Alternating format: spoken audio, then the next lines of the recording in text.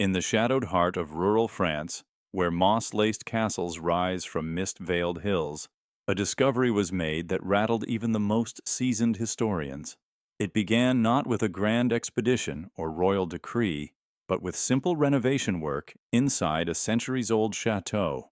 Masons and laborers had been restoring the great hall, a vaulted chamber where a noble lord once held court. High above them, the banners of bygone eras still hung in tattered pride. The stone throne, perched at the head of the room, had stood untouched for generations.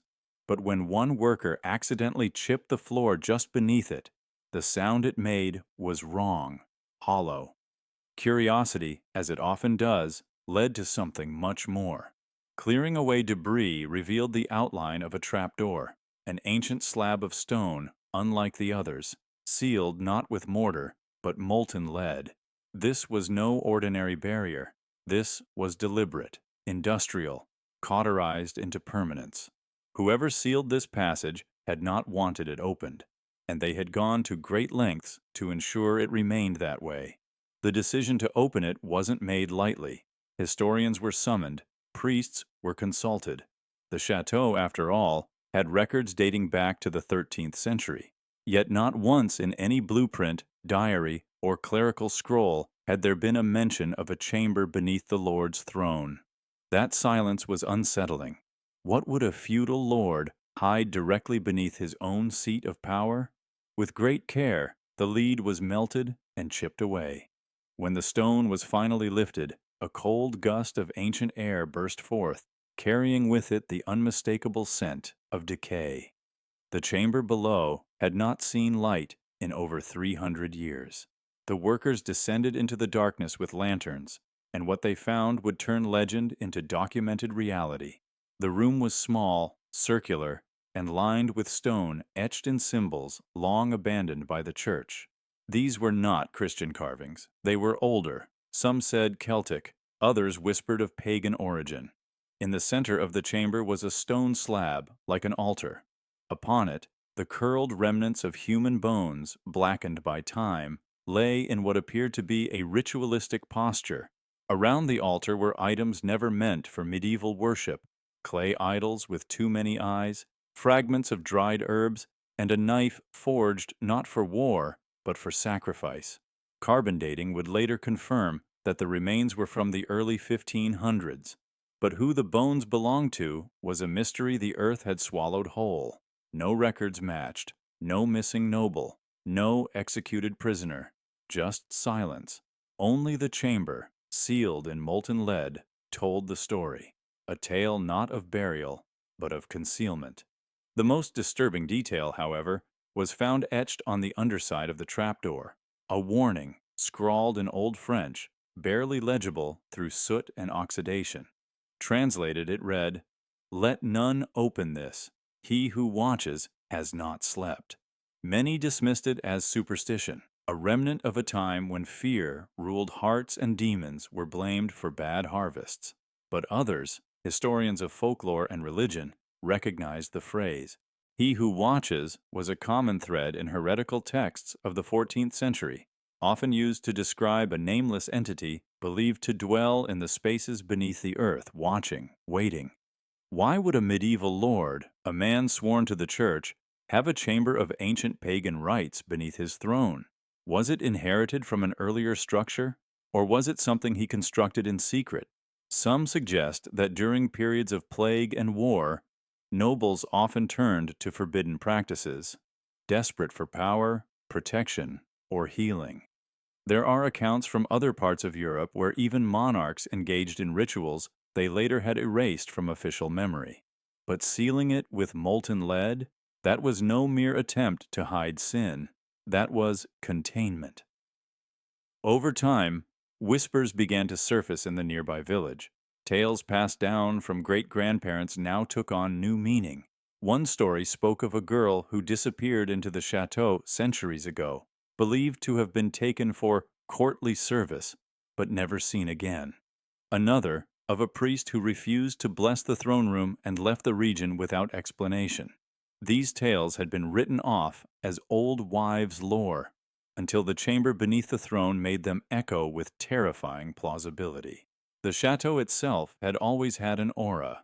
Visitors described a heaviness in the throne room, an unnatural chill even in summer. Dogs would whimper at the door and refuse to enter. All this, brushed aside as atmospheric oddity, was now being re-examined in a more sinister light. When experts attempted to translate the symbols on the wall, they found patterns resembling early Druidic inscriptions, mixed with runes that had no known match. One line stood out, a spiral shape leading to a central eye surrounded by etchings of fire and chains.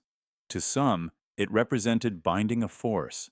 To others, it was a map of spiritual descent, layers of belief winding inward to a forbidden truth. The French government quickly stepped in, classifying the site as historically sensitive. Access was restricted, cameras forbidden. But leaked images made their way online, sparking a storm of theories, from occult historians to conspiracy theorists. Some claimed the castle was built atop a pre-Christian burial site. Others believed it was used by a secret order within the church that protected, or imprisoned, esoteric knowledge. Yet no one could answer the most pressing question. Why was it sealed for exactly 300 years? The date etched into the inner wall corresponded to 1722, long after the supposed age of such rituals had passed. Why reopen it now? Why was it left unrecorded? Perhaps, as some suggest, it was an act of desperation. Perhaps something was unleashed then that needed to be buried again. Or perhaps the Lord himself once believed he could control the power hidden beneath him, until he realized that power came at too great a cost. As the site remains sealed once more, covered again and buried in protective material, it is no longer just a castle. It is a tomb, not of a person, but of a belief, a fear, a moment in history that tried to erase itself. And somewhere beneath that ancient throne, far from the sunlight and prayers above, something old waits, bound not just by lead and stone, but by memory, secrecy, and the terrible weight of forgotten ritual. For in the end, history does not always record what it fears. Sometimes it buries it, beneath thrones, beneath stone, beneath time itself. But when it rises again, we remember why it was sealed, and why we may have been right to forget. The tower room that drove men mad. In the highlands of Wales, where fog lingers like a memory and wind speaks through broken stones, there stands an ancient fortress. Most travelers pass it without pause, its outer walls long crumbled, ivy devouring its battlements. But those who know the older maps, they look twice. For this is not merely a ruin. This is where, centuries ago, something happened that frightened even the hardest men of the Middle Ages. A chamber was sealed with mortar and stone, not by enemy hands, but by its own lords, because those who entered it came out wrong. They called it the Tower Room, a narrow, windowless chamber at the pinnacle of the keep, accessible only by a winding staircase whose stones have since worn to hollows from terrified footfalls. Records are scarce, but the oral legends persisted. Some say it was used as a prison. Others say it was a meditation room, a chapel, or a place of occult study. But all accounts agree on one thing. By the mid-14th century, the door to that room had been bricked up, sealed not with reverence, but with fear. One of the earliest surviving accounts comes from a scribe named Rodri ap Meredud, writing in 1326. He described how 3 guards assigned to the tower began hearing whispers in the night. At first, they laughed it off. Rats in the walls, wind in the stones.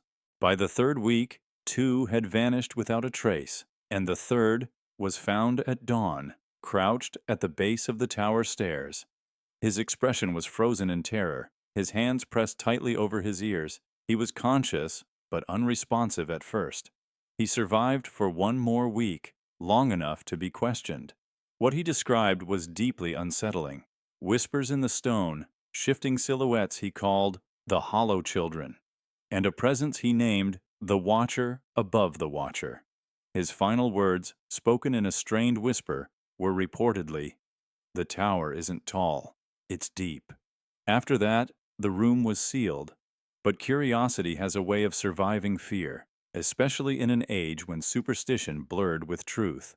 In the year 1341, a young alchemist named Mabon Lys received permission from the fortress lord to study the sealed chamber. Lys was a man of science and precaution.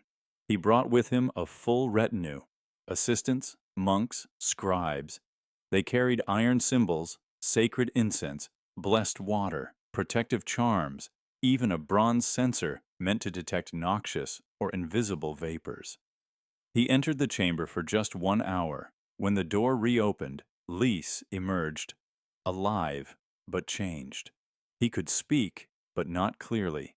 His writings afterward were erratic, his focus fractured. Though physically unharmed, those closest to him claimed he was no longer the man they knew. The scribes noted that he kept muttering numbers, tapping rhythms against the stone floor. He lived another 4 years, but never spoke coherently again. His journal, recovered much later, contains strange diagrams, circles within spirals, staircases that seem to ascend and descend at once, and phrases in multiple languages, all repeating one strange motif: the height is a lie, the room looks in, not out. By 1350, the tower had been formally condemned, not demolished, but walled off. The door was sealed with molten lead before being encased in stone, and the records indicate that a priest conducted rites for 3 days before the final stone was placed. No further access has been permitted since. Modern archaeologists believe the room might have had natural hallucinogenic effects. Some speculate that mold spores, trapped in a damp, unventilated environment, could have caused psychosis. Others point to mineral deposits, traces of orpiment, a toxic arsenic sulfide found in similar medieval structures, known to cause disorientation and visual disturbances.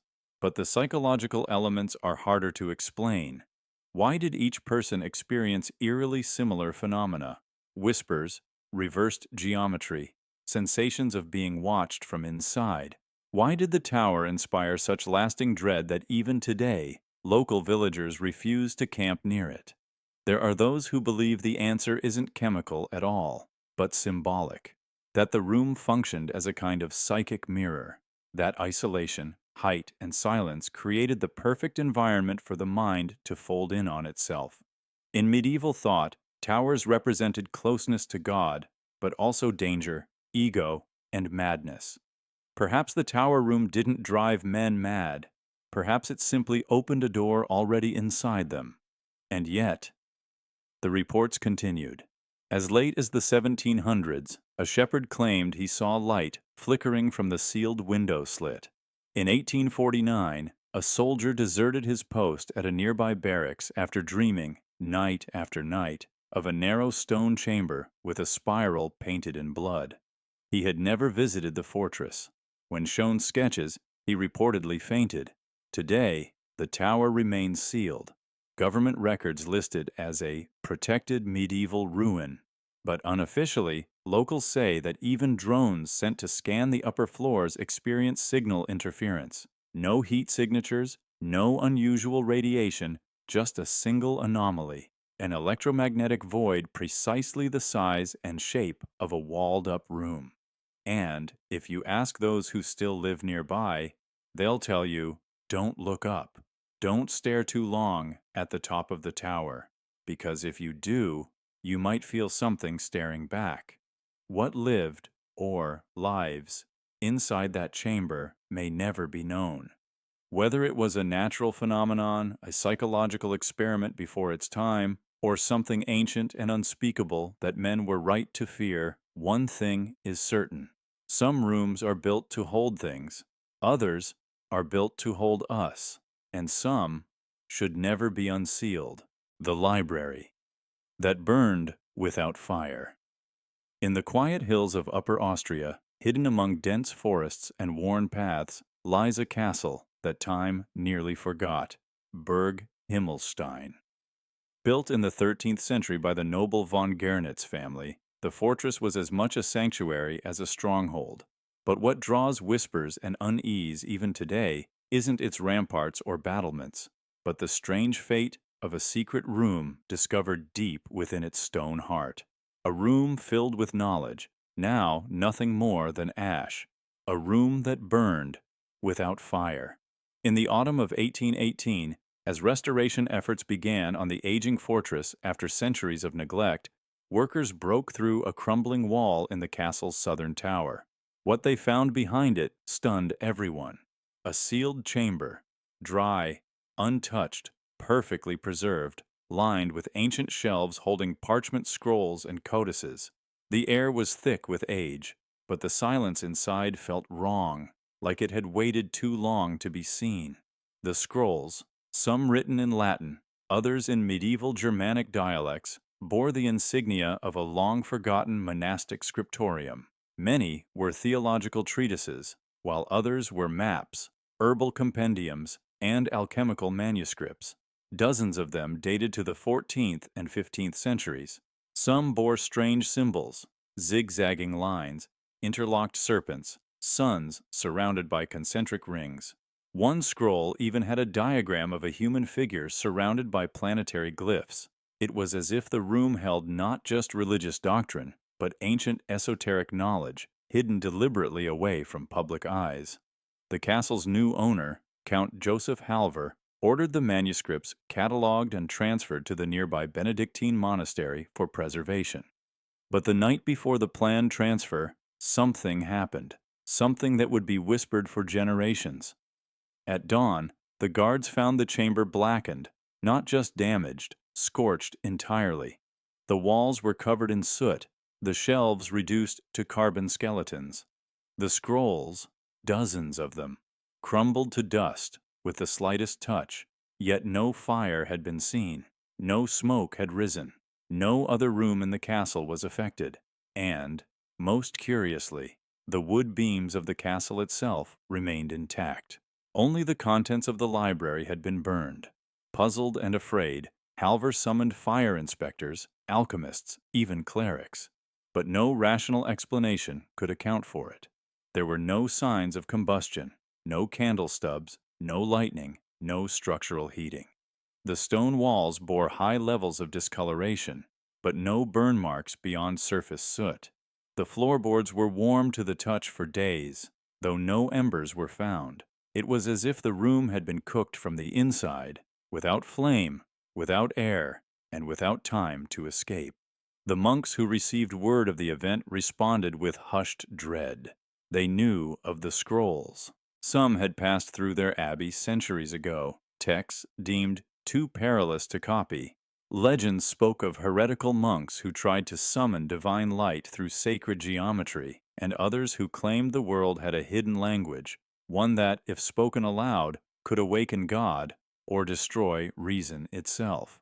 It is said that in 1423, a monk named Matthias of Krumau wrote of a library that breathes light without fire. His last entry reads, "It is not the fire that consumes the word, it is the word that calls the fire." After that, he vanished. The scorched room was sealed again by order of Count Halver. No one was permitted inside. A cross was carved over the entrance, and the castle's chapel held mass for 7 nights in a row. The priest warned, "Some knowledge is kept hidden not by men, but by the mercy of heaven." But rumors continued. In 1831, a visitor, a French antiquarian named Luc Belleroy, broke into the castle's southern tower. He reported hearing a low humming noise near the sealed chamber. Days later, he was found outside the village church, delirious, muttering incoherently about pages that whisper and letters that burn without flame. He was taken back to Paris and died within the year, claiming something had crawled behind his eyes. Later, in 1899, a local folklorist interviewed descendants of the castle's former staff. One old woman spoke of her grandmother, a maid who worked there as a girl. She claimed that before the burning, the scrolls had begun to glow faintly at night, as if lit from within. Another worker recalled hearing voices, not from people, but from the very walls, murmuring in languages that no one had spoken in centuries. Modern scholars remain skeptical. Some suggest chemical reactions, like the spontaneous ignition of nitrate-rich parchment or black powder residue from centuries of warfare. Others believe it may have been a hoax, concocted by Count Halver himself to hide stolen or damaged artifacts. But no physical mechanism has ever been proven. The room was real, the scorched scrolls were real, and the complete absence of any fire-related damage outside the sealed space remains unexplained. What terrifies historians the most isn't just the loss of the manuscripts, but what they may have contained, not merely knowledge, but instructions, rituals, forbidden concepts, warnings left behind by those who may have glimpsed too much. Today, the castle still stands, abandoned, partly crumbled, and smothered in vines. The southern tower remains inaccessible. Locals don't speak of it unless pressed. One guide simply said, "The room took what it wanted, best not to knock again."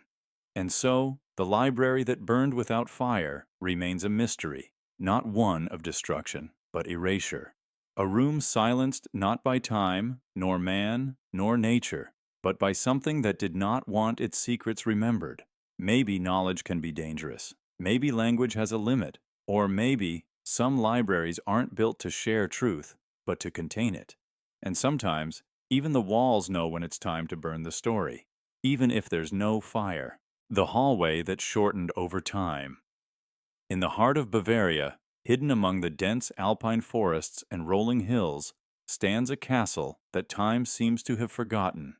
It is a structure of quiet grandeur, its turrets softened by ivy, its stones weathered by centuries of snow and storm. But within its walls lies a mystery so peculiar, so deeply unsettling, that it was not spoken of publicly until modern historians stumbled upon fragments of forgotten servant logs and floor plans that didn't match. The mystery is this: a hallway, long and narrow, once connecting the east servant quarters to the kitchens, was said to be shortening, not metaphorically, not symbolically, physically shrinking. The earliest reports come from 1763, in the handwritten notes of a chambermaid named Lenny Gruner. In her daily journal, which survived only because her granddaughter used it later as a gardening log, Lenny wrote of the long walk through the narrow spine of the castle, and noted how the distance seemed less than when she was a child. At first, this was dismissed as nostalgia or memory distortion, but by 1781, multiple staff had begun reporting strange sensations when walking that particular corridor: claustrophobia, disorientation, and in some cases, nosebleeds. At the time, the castle belonged to the von Hildemann family, a minor noble house with a reputation for eccentricity. Baron Caspar von Hildemann, the lord of the estate during the late 18th century, was known for his obsession with architectural perfection. He famously redesigned entire wings of the castle to align more precisely with celestial patterns and ancient geomantic beliefs. There are even rumors he consulted with a group of mystics who claimed the land itself was marked by folds in space, remnants of some forgotten ley line convergence. Whether those beliefs held any truth, the hallway, referred to in floor plans as Passage 19E, began to display characteristics that no builder or historian could easily explain. By 1812, a visiting archivist named Otto Feld described the corridor as oddly compressed, with warped floorboards and narrowing walls that made it impossible to walk side by side. Feld measured it at 13.4 meters. 20 years later, another measurement logged during routine maintenance recorded it at just under 12.1 meters. In 1849, during an estate audit, it was marked as 10.9 meters. This was no error. The same tapes were used. The castle's construction was of stone and hardwood, nothing that would rot or compress naturally in such a short span. There were no records of repairs, no renovations, and yet the hallway continued to recede. A more chilling account came from a footman named Andreas Mahl, who in 1863 claimed that he could no longer find the door he entered from. "It twisted," he said, "like I was moving through a throat that didn't want me." He reportedly refused to walk that corridor again, even under threat of dismissal. Within a year, 3 other servants reported similar experiences: time skipping, breathing sounds in the walls, and one even claimed the corridor shifted while he was inside it. A corridor made of stone. In 1871, a royal surveyor was called in under the pretense of a fire safety inspection. What he found disturbed him enough to write a separate private letter to the Ministry of Interior Affairs in Munich, noting the presence of non-Euclidean shrinkage and describing the hallway as mathematically inconsistent with its own boundaries. The letter vanished into state archives, never followed up on. The official report filed with the castle simply advised closure of redundant servant corridors, and that's what was done. The entrance to the corridor was sealed with plaster and painted to match the stonework. The hallway was erased from all future floor plans. New servant routes were created, curving around the sealed-off portion of the eastern wing. By 1904, no new staff knew of the corridor's existence. The old ones rarely spoke of it, but even in silence, legends persisted. Local children grew up hearing whispers of the hallway that ate years, where footsteps got heavier the further you walked, and time slowed to a crawl. One tale, shared in a village pub in the 1920s, told of a scullery maid who entered the corridor late one night and never returned, though her candle was found burning just inches from the wall where the hallway had once opened. Of course, these were just stories, or were they? In 1967, a team of historical architects conducting a structural study of Bavarian heritage sites visited the castle, now partially open to the public. They were given partial access to the blueprints by the state, and one young intern, Greta Hoffmann, noticed the discrepancy: a strange, sealed void between 2 recorded rooms, a 10-meter gap in stone. When she pressed for entry, the local custodian simply smiled and said, "That part of the castle is quiet now. Let it be." She didn't. 2 weeks later, Greta returned on her own and attempted to find the corridor's old entrance. She never officially published her findings, but in her personal diary, now archived at the Bavarian Historic Society, she wrote, "There's no dust where there should be. The wall breathes. Something presses from behind, like it wants to come through."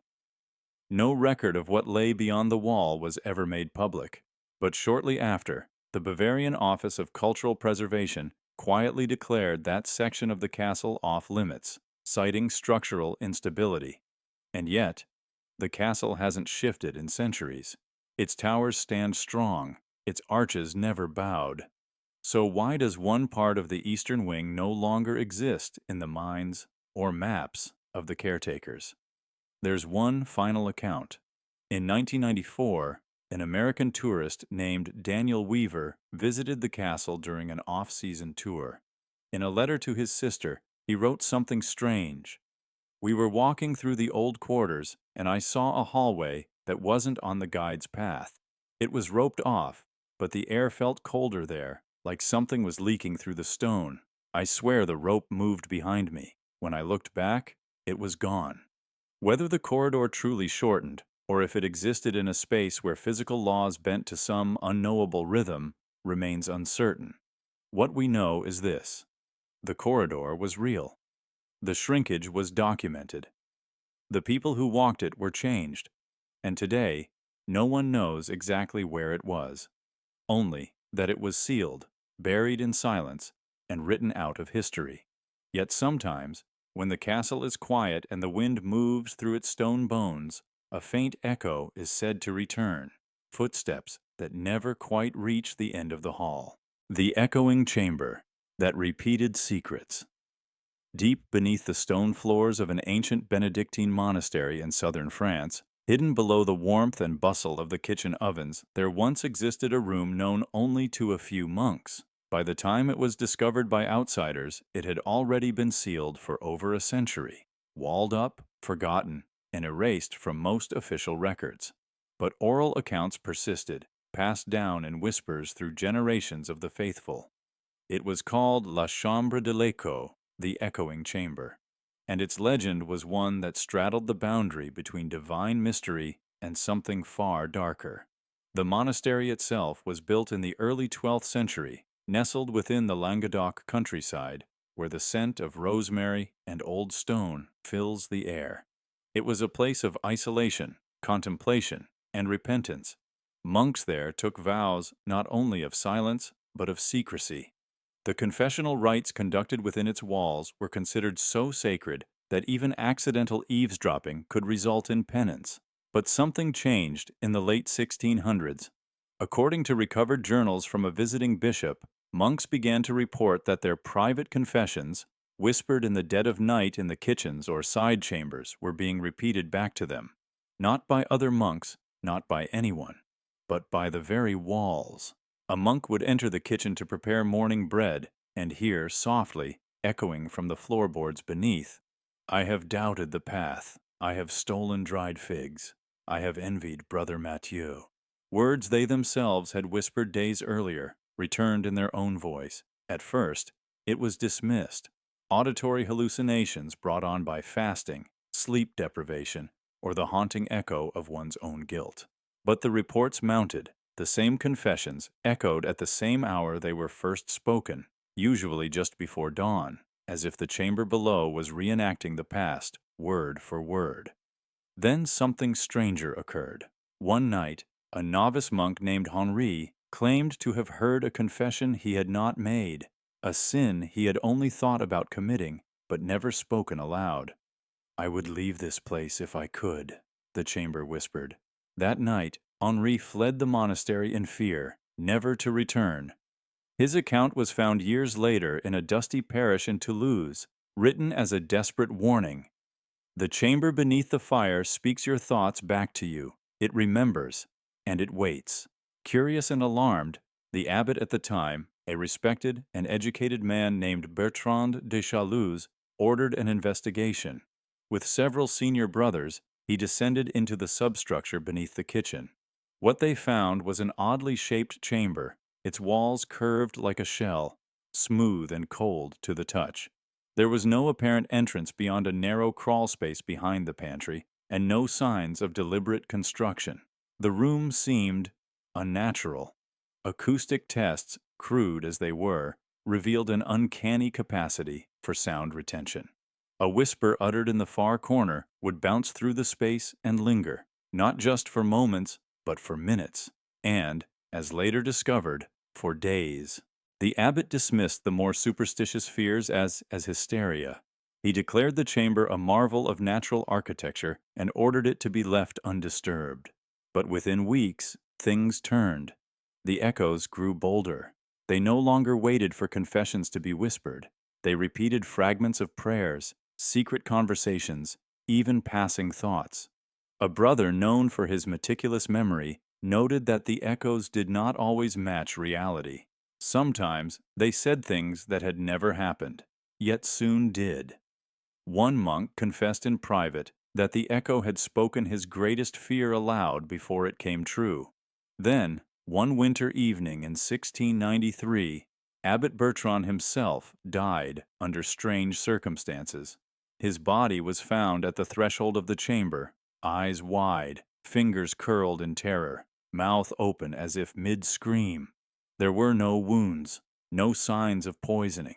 But inside the chamber, monks later claimed they heard something impossible, his voice repeating the final words he had spoken a week before. "If this is the devil's work, then let him speak to me himself." The decision was made that very night. The room was sealed with mortar and sanctified wax, and the entry bricked over behind the pantry. Mass was held in the kitchen every morning for 40 days. No further investigation was ever allowed. In the decades that followed, the monastery faced declining membership. Whispers of the echoing chamber became a warning tale for novices, a parable about pride, secrecy, and the danger of hearing too much. And yet, records show that in 1817, during a restoration effort, the chamber was briefly unsealed by accident. Workers claimed to have heard muffled voices, indistinct but urgent, coming from behind the bricked wall. The site supervisor ordered it closed again immediately. To this day, no modern survey has found the precise location of the chamber. Acoustic engineers have proposed theories, describing rare geological formations that could trap and slowly release sound. Others point to ancient knowledge of resonance chambers used by pre-Christian civilizations, possibly adapted or forgotten over time. Some speculate the room was an accidental invention, perhaps the result of heat from the kitchen above altering the materials below, creating a perfect vault for sound. But these explanations don't account for the timing, the voices that returned only days later, the confessions never spoken aloud, or the abbot's death. Historians, too, remain divided. The Catholic Church has no formal position on the matter, and many archived references have been redacted or relocated. But a few surviving monks who lived through the monastery's later years were recorded in the early 20th century, and one interview, conducted in 1926, stands out. When asked what they believed the echoing chamber really was, an old blind monk simply answered, "It was not an echo, it was a memory, and some memories are not ours to forget." Today, the monastery stands partially in ruins, its kitchen cold, its stories passed on only in fragments. Yet travelers still visit. Some claim they hear faint murmurs through the stones near dawn. Others say nothing happens until the third day of silence. That's when they hear themselves. Words they never said, spoken by a voice they know too well, one that doesn't echo forward, but echoes back. The door in the wall that changed position. In the ruins of an old German stronghold, nestled deep within the dense woodlands of Bavaria, lies a forgotten corridor, one sealed off with thick mortar, buried under decades of dust and dread. This was no ordinary section of the fortress. It was once home to a door, a small, wooden door, harmless in appearance. Yet for decades, it provoked such fear in soldiers and guards that it was eventually bricked over in silence. No explanation, no ceremony. The fortress itself, known today only through fragments of record and whispered legend, had stood since the early 1500s. Originally constructed as a watchpoint during the shifting border tensions of the Holy Roman Empire, the structure later evolved into a regional military hub. By the late 1700s, it was manned primarily by young guards drawn from rural towns, men trained to fear no mortal enemy. But even the toughest among them avoided one particular hallway, and more specifically, the door within it. The door was no more than 4 feet tall, childlike in size, built from dark wood and bound by black iron. It had no handle, no hinges visible, and no apparent use. It was never opened, yet it was always there. That's what the logs said. Always there, but never in the same place. Official documents from the early 1800s reference a patrol log with a strange notation.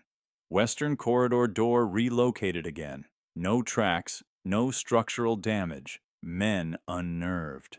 At first, the door's shifting was dismissed as miscommunication or architectural error. The fortress had dozens of nearly identical stone passages, after all. Perhaps someone simply made a mistake. But then came the drawings, sketches made by guards to confirm the door's location during each shift. One week it was beside the barracks, the next near the chapel. Sometimes it disappeared entirely for days, only to reappear on the opposite end of the stronghold, still sealed, still shut. No one ever saw it move, and no one ever touched it. According to second-hand journals kept by a soldier named Elias Gunther in 1823, the door would reappear in places where something tragic had just occurred, a suicide, a violent outburst, a fever death. It was always quiet, never opening, never responding, just watching. Elias wrote, "We were told to treat it like a shadow, a trick of light, but shadows do not creak when you pass them. This door groans like a man holding his breath." He also noted that animals refused to go near the corridor. Dogs posted as alarm sentries would howl if stationed too close. One even bit through its own leash trying to escape. Still, the door remained, and the stories grew. Some said it was cursed by a hermit stonemason during the stronghold's expansion in the 1600s, who died sealing a hidden passage.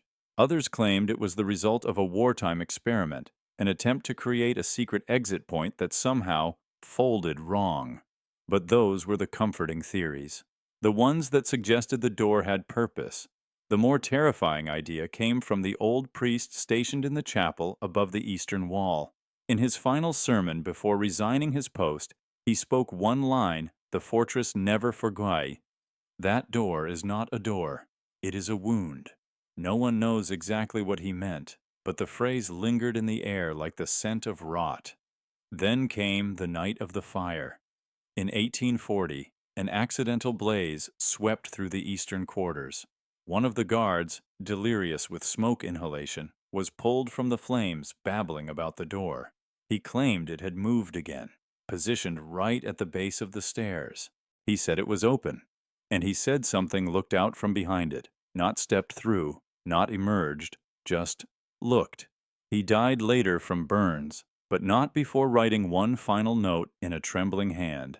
It has no eyes but sees, it has no mouth but hungers. Brick it, please. Soon after, the order came down from command. No formal report, no architectural record, just the act itself. A team of masons bricked over the entire section of the corridor where the door had last been seen. Not with standard mortar, but with quicklime and volcanic ash. The same materials used in old Roman tomb sealing techniques. They even placed religious relics in the bricks: rosaries, saint medallions, small vials of holy water, as if burying something alive. The incident was erased from public records. Only oblique references remain, mentions of structural collapse, redundant passageways, and repurposed areas. But those who lived through it remembered. The veterans never walked near the wall again, and they warned the new recruits, don't stare too long, don't try to measure the hallway, and if you see the door again, run. But here's where the story refuses to die. In 1972, during an amateur restoration survey, 2 architectural historians gained access to the abandoned stronghold. By then, it had been declared a protected ruin. Overgrown with vines and riddled with bat colonies, it had lost much of its roof and upper floors. But the lower corridors remained, cool, dry, and mostly intact. While documenting the eastern wall, the researchers noticed something unusual. One section of brickwork was newer than the rest. Cleaner lines, smoother grout. When they tapped it, it sounded hollow. They took photos and left. 3 days later, both researchers submitted requests to withdraw from the project. No explanation, no interviews. Their field notes, published anonymously, include one chilling sentence: the door is still there, it waited. No official excavation has been permitted since. The local historical society cites structural instability, but locals say the reason is simpler. They don't want to unseal what was buried. Even today, tourists visiting the site are told to steer clear of the eastern wing. Not for safety, they say, but because the area is under conservation. No guards, no signage, just an unmarked wall in a forgotten ruin beneath the forest canopy. And so it remains, the door that moved but never opened. The door that creaked without wind, that appeared after tragedy, that inspired prayers in battle-hardened men. A door not meant to be entered, or perhaps never meant to be exited. It begs a terrifying question. If a structure can change over time, if stone can be rewired by something beyond reason, then maybe not all architecture is human. Maybe some of it is memory. Maybe some of it is will. And maybe, just maybe, some of it is watching, waiting, still, right where you left it. The chapel. With no entrance, hidden in the cold heart of the Czech Republic, nestled among forests older than memory, stands a forgotten castle whose stones have seen war, coronation, and decay. But deep within its walls, sealed tighter than a tomb, researchers in the 20th century uncovered something no one could explain.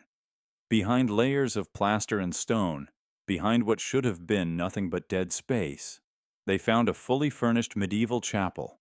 No doors, no windows, no passages leading in, and no signs that one had ever existed.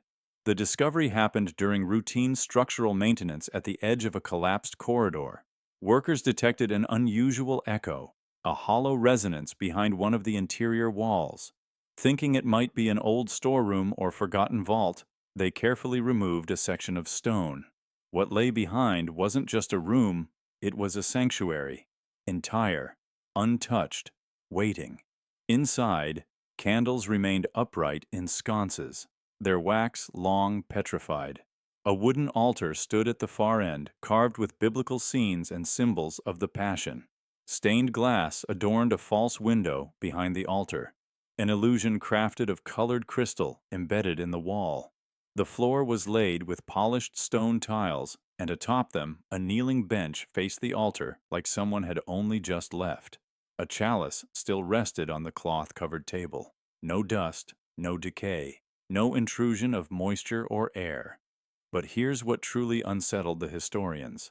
There was no way in. Every wall was solid. The floor sat atop bedrock. The ceiling was reinforced with ancient timber beams, sealed tight. There was no hidden hatch, no shaft, no servant corridor.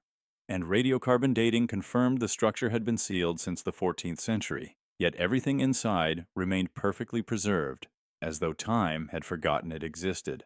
Theories quickly flooded in. Some said it was a devotional chamber for a mad nobleman, sealed inside to starve with his sins. Others believed it was a hidden meeting room for heretics, followers of outlawed sects who practiced forbidden rites in silence. But these suggestions stumbled over the same question: how did they get in? And how did they leave? No skeletal remains were found, no secret burial, no sign of panic or struggle. Just one thing: at the center of the altar cloth, embroidered in gold thread, were the Latin words, non transitum est. It is not passed through. The earliest records of the castle make no mention of the chamber. Floor plans from the 16th century show no gaps in the wall, no hidden alcoves. And yet, the chapel must have been constructed earlier. Its design and materials date to around 1350, at the height of Bohemian Gothic influence. But even that raised questions. Some of the chapel's furnishings were more advanced than what was common in the region at the time. The stained crystal, for instance, had an internal geometric pattern not used in European design until centuries later. The crucifix above the altar was sculpted from black cedar, wood native to the Levant. No one could explain how such materials arrived in a small Czech stronghold with no known trade ties to the Middle East. Attempts to remove pieces of the room for further study failed. Tools dulled. Cameras malfunctioned. One researcher reported feeling watched when he stepped inside. Another had a sudden panic attack and refused to re-enter. Over time, the room was resealed, this time with glass panes and security locks, as if scholars were afraid to disturb whatever silence it kept. Some theorists believe the chapel is not what it appears to be, that it may be a symbolic space, constructed not for worship, but for containment, that the room was built not as a tribute to God, but as a prison for something holy or unholy. Its lack of doors, they argue, wasn't an accident. It was a ritual, a way to trap something within, never meant to be released. Others point to ancient Christian mysticism, the idea of anchorites, monks and nuns walled into solitary rooms for life to pray without distraction. But even anchorite cells had air holes, meal slots, a view of the altar. This room had none of those. It wasn't built for a human. It was built for presence. And the phrase non transitum est still haunts those who read it. Some translate it more darkly, not as a statement of fact, but as a warning. It must not be passed through. Was the chapel a passageway, a locked gate, a place between? And if so, was it designed to stop something from entering our world, or to keep something in? Today, the castle stands abandoned once more. The surrounding land is quiet, and the locals don't talk about what was found inside.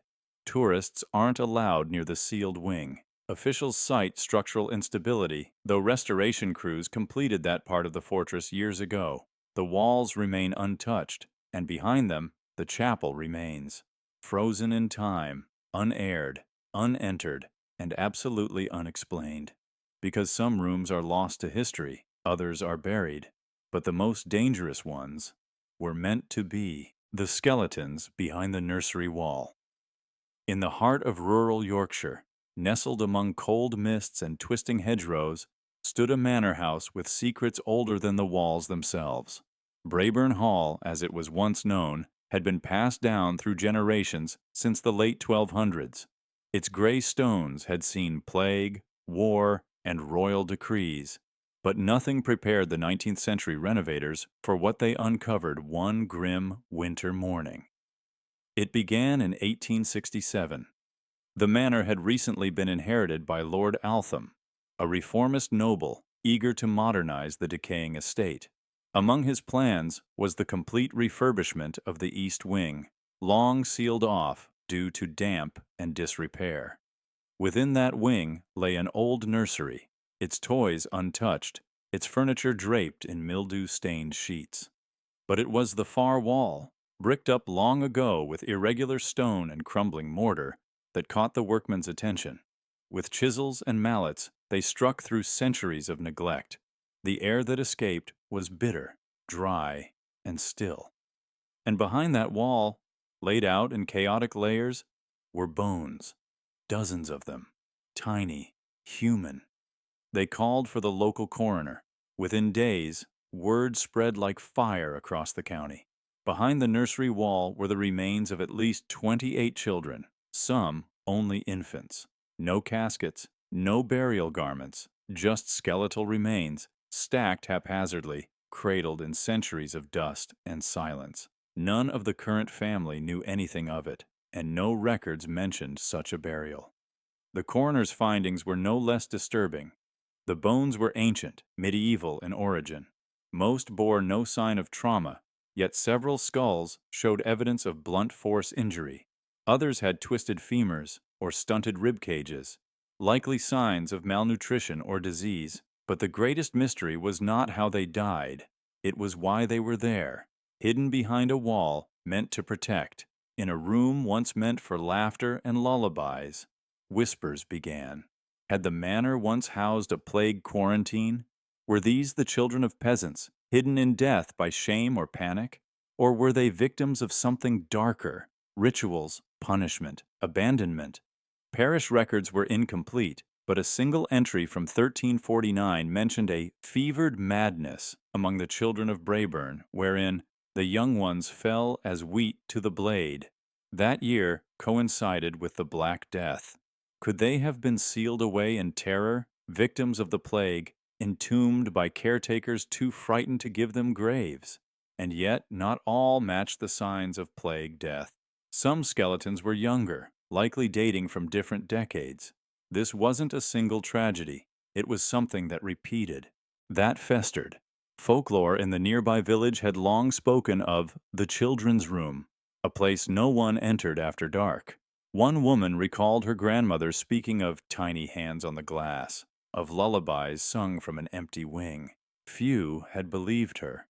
Now, her words seemed heavy with buried truth. Some theorists suggested Braeburn was once a foundling house, a quiet dumping ground for the unwanted or illegitimate. Others spoke of more brutal possibilities, an early orphanage run not with care, but cruelty. In medieval England, where the line between superstition and faith blurred easily, children born with deformities or illnesses were sometimes considered cursed, unfit for baptism or burial. Were these the unwanted, hidden not just from society, but from God? Another theory emerged in the 1880s when an antiquarian claimed to have found a letter in the estate's old ledger, written in 1472 by a matron of the house. It read, "The sickness spreads only among them. The Lord says, wall the door, to end their cries. We obey, though our hearts bleed. May heaven forgive us." If true, it implies the children were bricked in alive. By the 20th century, Braeburn Hall had become a ruin. The bones were removed, catalogued briefly before being interred in an unmarked grave at the edge of the local churchyard. The room was sealed again.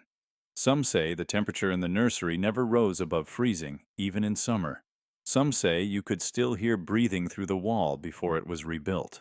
And some, even now, refuse to walk past the east wing after dusk. To this day, no definitive explanation has ever been agreed upon. Historians point to a collapse of records during England's darkest plagues. Anthropologists note that such mass child burials, though rare, have occurred in Europe before, particularly in households burdened with poverty and shame. But nothing accounts for the location.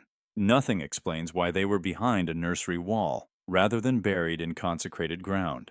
Some truths, it seems, are not buried to be forgotten. They are buried to prevent remembering. The children behind the nursery wall were not just casualties of time or disease, they were deliberately hidden, intentionally erased.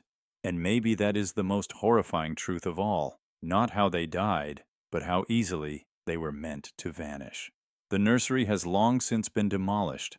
Only fragments of the manor remain, but the story lingers in the stone, in the soil, in the whispers of villagers who still pass the site with lowered eyes. They say the children are quiet now, but walls remember. And every so often, a cold wind carries a lullaby no one sang. The Room of Eternal Rain. They called it the Room of Eternal Rain. Hidden deep within the western wing of an English castle whose name is now redacted in preservation records, this chamber became the subject of centuries of fear, silence, and speculation. The castle itself dates back to the late 13th century, a stronghold originally erected to repel invaders along the borderlands. Its stone walls were thick, its battlements high, and for most of its long life, it was merely a fortress, a home, a monument to the noble family who ruled there for generations. But the room was different. It was first documented in the estate logs of 1346, listed plainly as Chamber 7. It was not intended to be special, just a guest room with a view of the inner courtyard, flanked by two identical rooms on either side. But shortly after its completion, strange problems were reported. Moisture, not mere humidity, no. This was something stranger. Water dripped from the ceiling in steady rhythm, even during the hottest, driest summers. At first, it was assumed to be a leak in the roof. Workers were summoned, slates were pulled, beams inspected. But no damage was found. The lead lining was intact. The timbers were dry. Even odder, the upper room directly above 7W was bone dry, not a trace of moisture. Yet below, the drip continued, always from the exact same point in the ceiling, like a pulse. One drop, every 4 seconds, never more, never less. They replaced the ceiling, it continued. They replaced the room entirely, stripped it to the stone.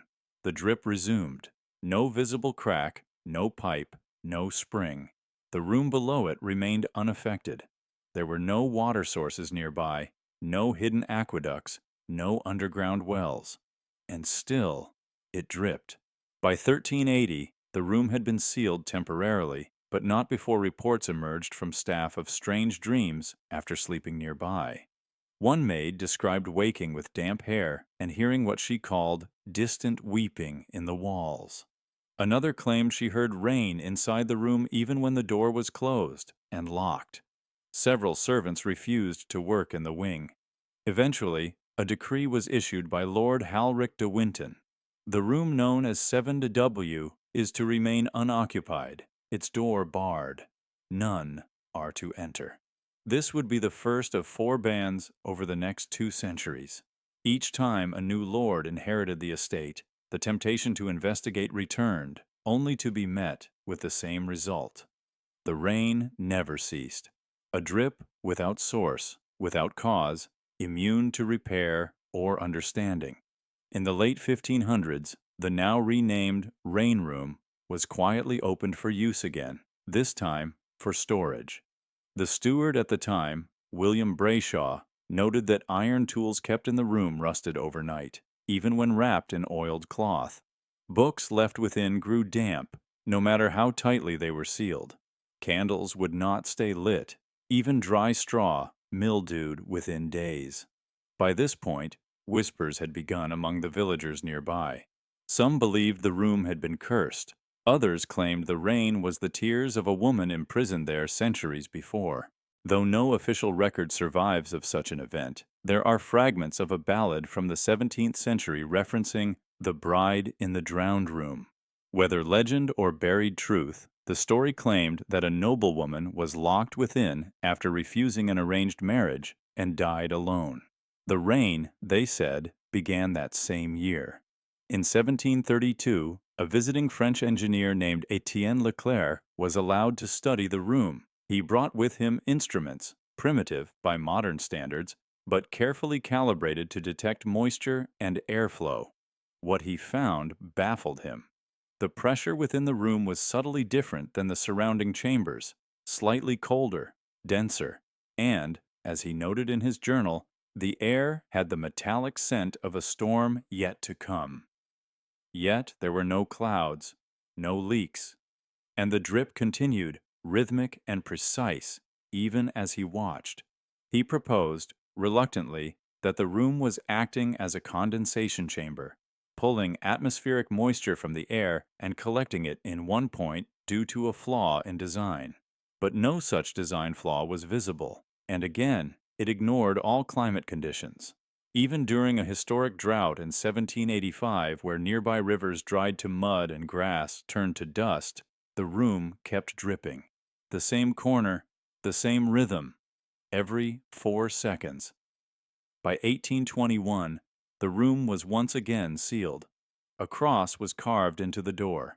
The family had given up trying to understand it. Instead, they feared it. They kept it closed, not for science, but out of superstition. It stayed that way for nearly a century. But in 1910, a team of early psychical researchers from London, affiliated loosely with the Society for Psychical Research, petitioned to study the site. They were granted one night, just one. They brought notebooks, recording devices, and thermometers. Their lead investigator, a woman named Margaret Ellison, wrote that what disturbed her most was not the dripping itself, but the sound that followed it. A second after each drop, there was a soft intake of breath, as though the room inhaled the water again. Her assistants reported headaches, nausea, and extreme fatigue after spending more than 20 minutes inside. Their notes indicate one young man tried to destroy the ceiling with a hammer, but the stone beneath cracked, while the drip reformed 1 meter to the right, untouched. They left before dawn. No official report was published. The family, then reduced in status and wealth, chose to brick up the door permanently in 1925. It was left out of floor plans. Tour guides never mention it. The wing around it was converted to storage, then closed altogether. Few alive today even know which part of the castle it lies within. But the rain continues. The castle's caretaker in the 1970s, Edward Granger, confessed before his death that on quiet nights you can still hear the water. Not everywhere, only when standing close enough to the western walls, in the right corridor, when the wind dies. 1, 2, 3, drip. The echo of a single drop on cold stone. What caused it? A flaw in construction? A curse? A memory too sorrowful to dry? Or is the room not broken at all, but simply obeying laws we do not yet understand? Whatever the truth, the room of eternal rain remains sealed, not by decree, not by fear, but by silence. And still it rains. The door that only opened at dusk. In the dense hills of Transylvania, where forests crawl up the edges of forgotten fortresses and the mist lingers longer than it should, there once stood a stronghold with an iron door that defied reason. It was built into the western wall of the fortress, a wall that faced the dying light of every day. The door had no handle, no latch, and no visible keyhole. Yet every evening, as the sun kissed the horizon and the air turned gold with dusk, the door would slowly, silently open inward. Always at sunset, never at sunrise. and no one, through war, peace, or invasion, could ever explain why. The fortress, known in scattered documents as Setatia Fara Răspuns, the fortress without answer, dates back to the late 13th century, likely commissioned by Hungarian nobility to guard a crucial mountain pass. Its architecture was typical of the region: tall curtain walls, watchtowers with arrow slits, and underground passages meant for defense or escape. But unlike other fortresses, this one was avoided by the locals even when it stood strong. Shepherds gave it wide berth. Travelers whispered about strange cries that echoed from its stones at night, and central to all of it was the western iron door. Contemporary accounts from the 15th and 16th centuries are sparse, but one journal survives: the writings of a Franciscan monk named Brother Wenzel, who visited the fortress in 1491. He described the door in chilling detail. There is a gate of iron, smooth as polished bone, set into stone that hums faintly when touched. None of the men stationed here know its maker, but all know its hour. He went on to write that the soldiers believed opening the door outside its proper time would bring misfortune, though no one had ever seen it move except under the falling light of dusk. By all physical accounts, the door should not have worked. It had no hinge mechanism visible from either side. Attempts to force it open at other times of day, by sword, by axe, by fire, proved futile. But as the sky burned orange, a faint clicking would be heard within the wall, then a groaning creak, like a dying bellows, and then it would open, revealing a square chamber lit only by what light crept in. And beyond that room nothing but a black stone wall, no passage, no tunnel, no treasure, just a room of still air and iron scent. In the 17th century, when the fortress was repurposed during the Ottoman-Habsburg conflicts, a new commander, Colonel Stefan Horvat, ordered the door removed. He was a modern man, a soldier of reason, unimpressed by superstition. Using laborers and gunpowder, he tried to breach the wall during daylight hours. The gunpowder failed to ignite twice, and the third attempt collapsed part of the western parapet, killing 2 workers. Horvat relented, and the door remained untouched. That same year, his personal diary noted a disturbing event. The door opened at dusk as usual, but inside the chamber, for the first time, stood a person, or what looked like one. The figure was pale, unmoving, draped in dark robes. No facial features could be seen. No sound was heard.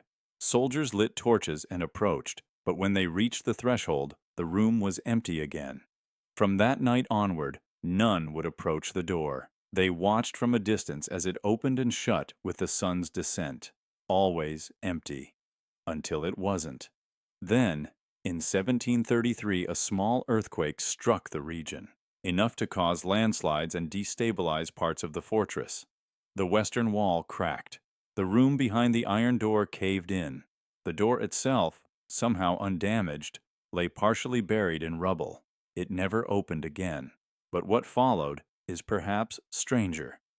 Local legends began to claim that another door, exactly like it, was seen decades later in a Carpathian monastery over 100 kilometers away. Same size, same shape, same material. A monk, in a letter to his cousin, wrote, "We have a gate that grieves when the sun touches it. We do not speak of it, but we do not face it either." Historians examining the fortress ruins in the 19th and 20th centuries noted no clear signs of mechanism or engineering trickery. The metal used in the door's construction contained an unusual mix of iron and arsenic, not a common alloy. The room behind it, now a collapsed chamber of broken stone and moss, revealed nothing when excavated except for a single object: a small, perfectly round mirror, blackened on one side, wrapped in what appeared to be oil-soaked wool. No writing, no explanation. There are theories, of course. Some claim the door's timing was linked to thermal expansion, a trick of metal and temperature calibrated with ancient precision. Others believe the room behind it was a meditation chamber aligned with solar rituals, perhaps even predating the fortress itself, built over a far older structure. but such theories fail to account for the silence. The sensation monks and soldiers alike described of being watched when standing near it. The one time, a voice was reportedly heard from within the chamber, echoing faintly at dusk. You remembered. Today, the fortress is little more than a skeleton, worn by time and half swallowed by the earth. The western wall is a jagged scar, and the iron door lies cold and silent among the stones. But some hikers who pass through the area at sunset claim they feel a soft pull, an ache almost, drawing them toward that ruined wall. They say the wind changes, that shadows fall in strange directions, that if you stand there quietly enough, you might hear the faint click of a mechanism long buried, and a groan of iron that was never meant to move in the morning. Whatever truth lived behind the door is now buried, perhaps forever. But the question remains, why was it built to open only at dusk? Was it to keep something in, or to let something out, for just a breath of time, when the light was weakest? And now that the room behind it has collapsed, what happens to what once waited there, when it no longer has a door to return to? The wall that breathed. In the fading countryside of northern England, surrounded by wind-swept moors and crooked oaks, stands a manor long abandoned by time.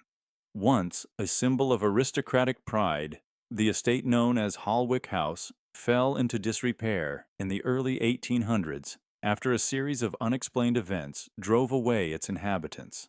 Local folklore speaks of strange lights, sudden illness, and vanishing servants. But of all the whispers that echo through the surrounding villages, none are as chilling or as persistently avoided as the tale of the breathing wall. The west wing of Holwick House was once its finest section. Large bay windows, richly carved moldings, and a view that stretched across the entire valley. But today, that wing is sealed, its entrance disguised behind an aging false bookshelf, placed there by order of the manor's final heir. Few alive know what lies behind it.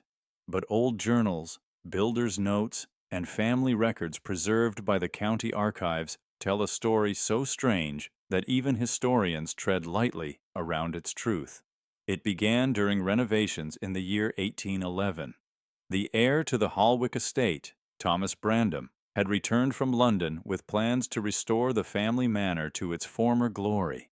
The west wing, which had long remained unused, was to be remodeled into a gallery and private study. Work began in spring. Masons, carpenters, and apprentices arrived in waves. For the first 2 weeks, everything was routine, dusty, tedious. But then the west wall began to change. At first, workers reported a strange humidity in the air, localized to the back of the gallery. Then came the sounds, low, rhythmic groans, barely audible, like the creak of old wood under breath. But the wall in question was solid limestone. No beams, no cavities. It should not have made a sound at all. Within days, more laborers were refusing to work in that wing. One claimed the wall shivered when he touched it. Another swore he saw it move in and out, as though the manor itself were breathing. Brandom dismissed the claims as superstition. He ordered the wall dismantled. But when the masons struck their hammers against the limestone, they found something strange. The surface was warm, not sun-warmed, but body-warm, like skin. And beneath the plaster, instead of a simple stone core, they uncovered layers of an unknown material, soft, fibrous, slightly damp. One worker pressed his palm against it and recoiled in terror. The wall exhaled.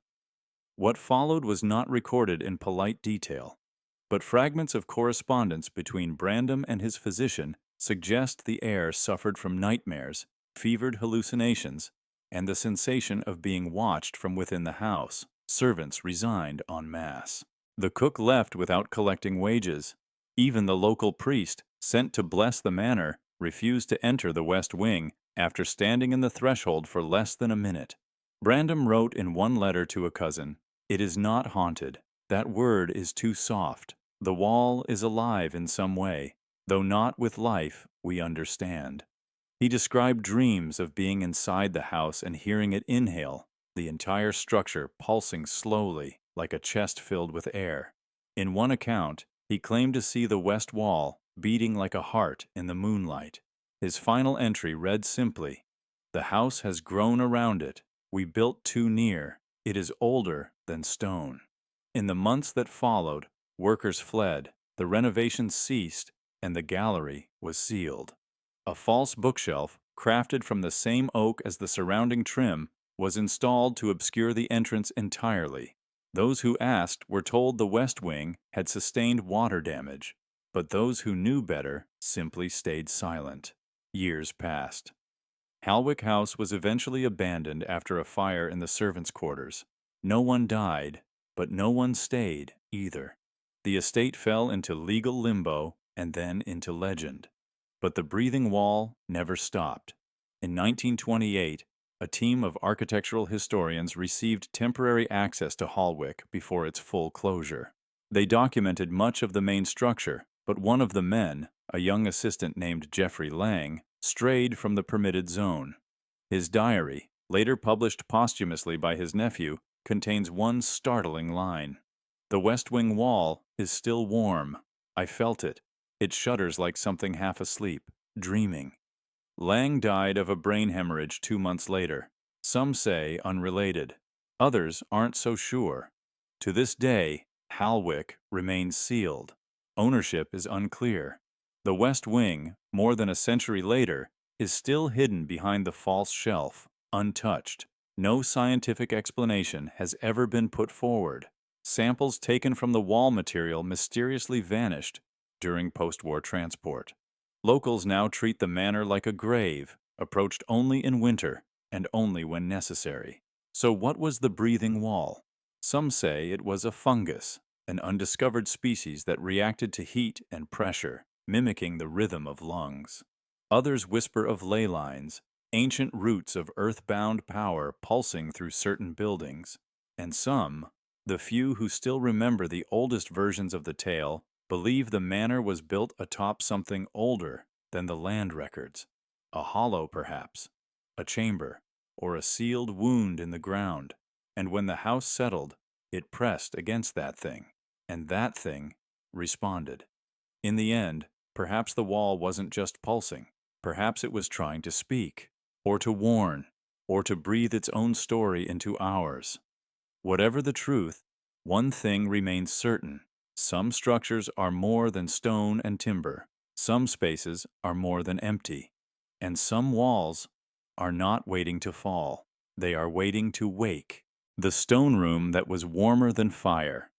In the mountainous silence of northern Italy, where castles cling to cliffs like ghosts of forgotten dynasties, there stands one fortress the locals avoid after dark. Not because of battle scars or folklore, but because of a room. A single stone room that was warmer than fire. A room with no hearth, no sunlight, and no explanation. It was discovered in 1852 during the partial excavation of an abandoned noble estate near the province of Trentino. The castle itself had been unoccupied since the 1600s, weather-beaten, buried in ivy. Its upper floors collapsed in an earthquake decades earlier.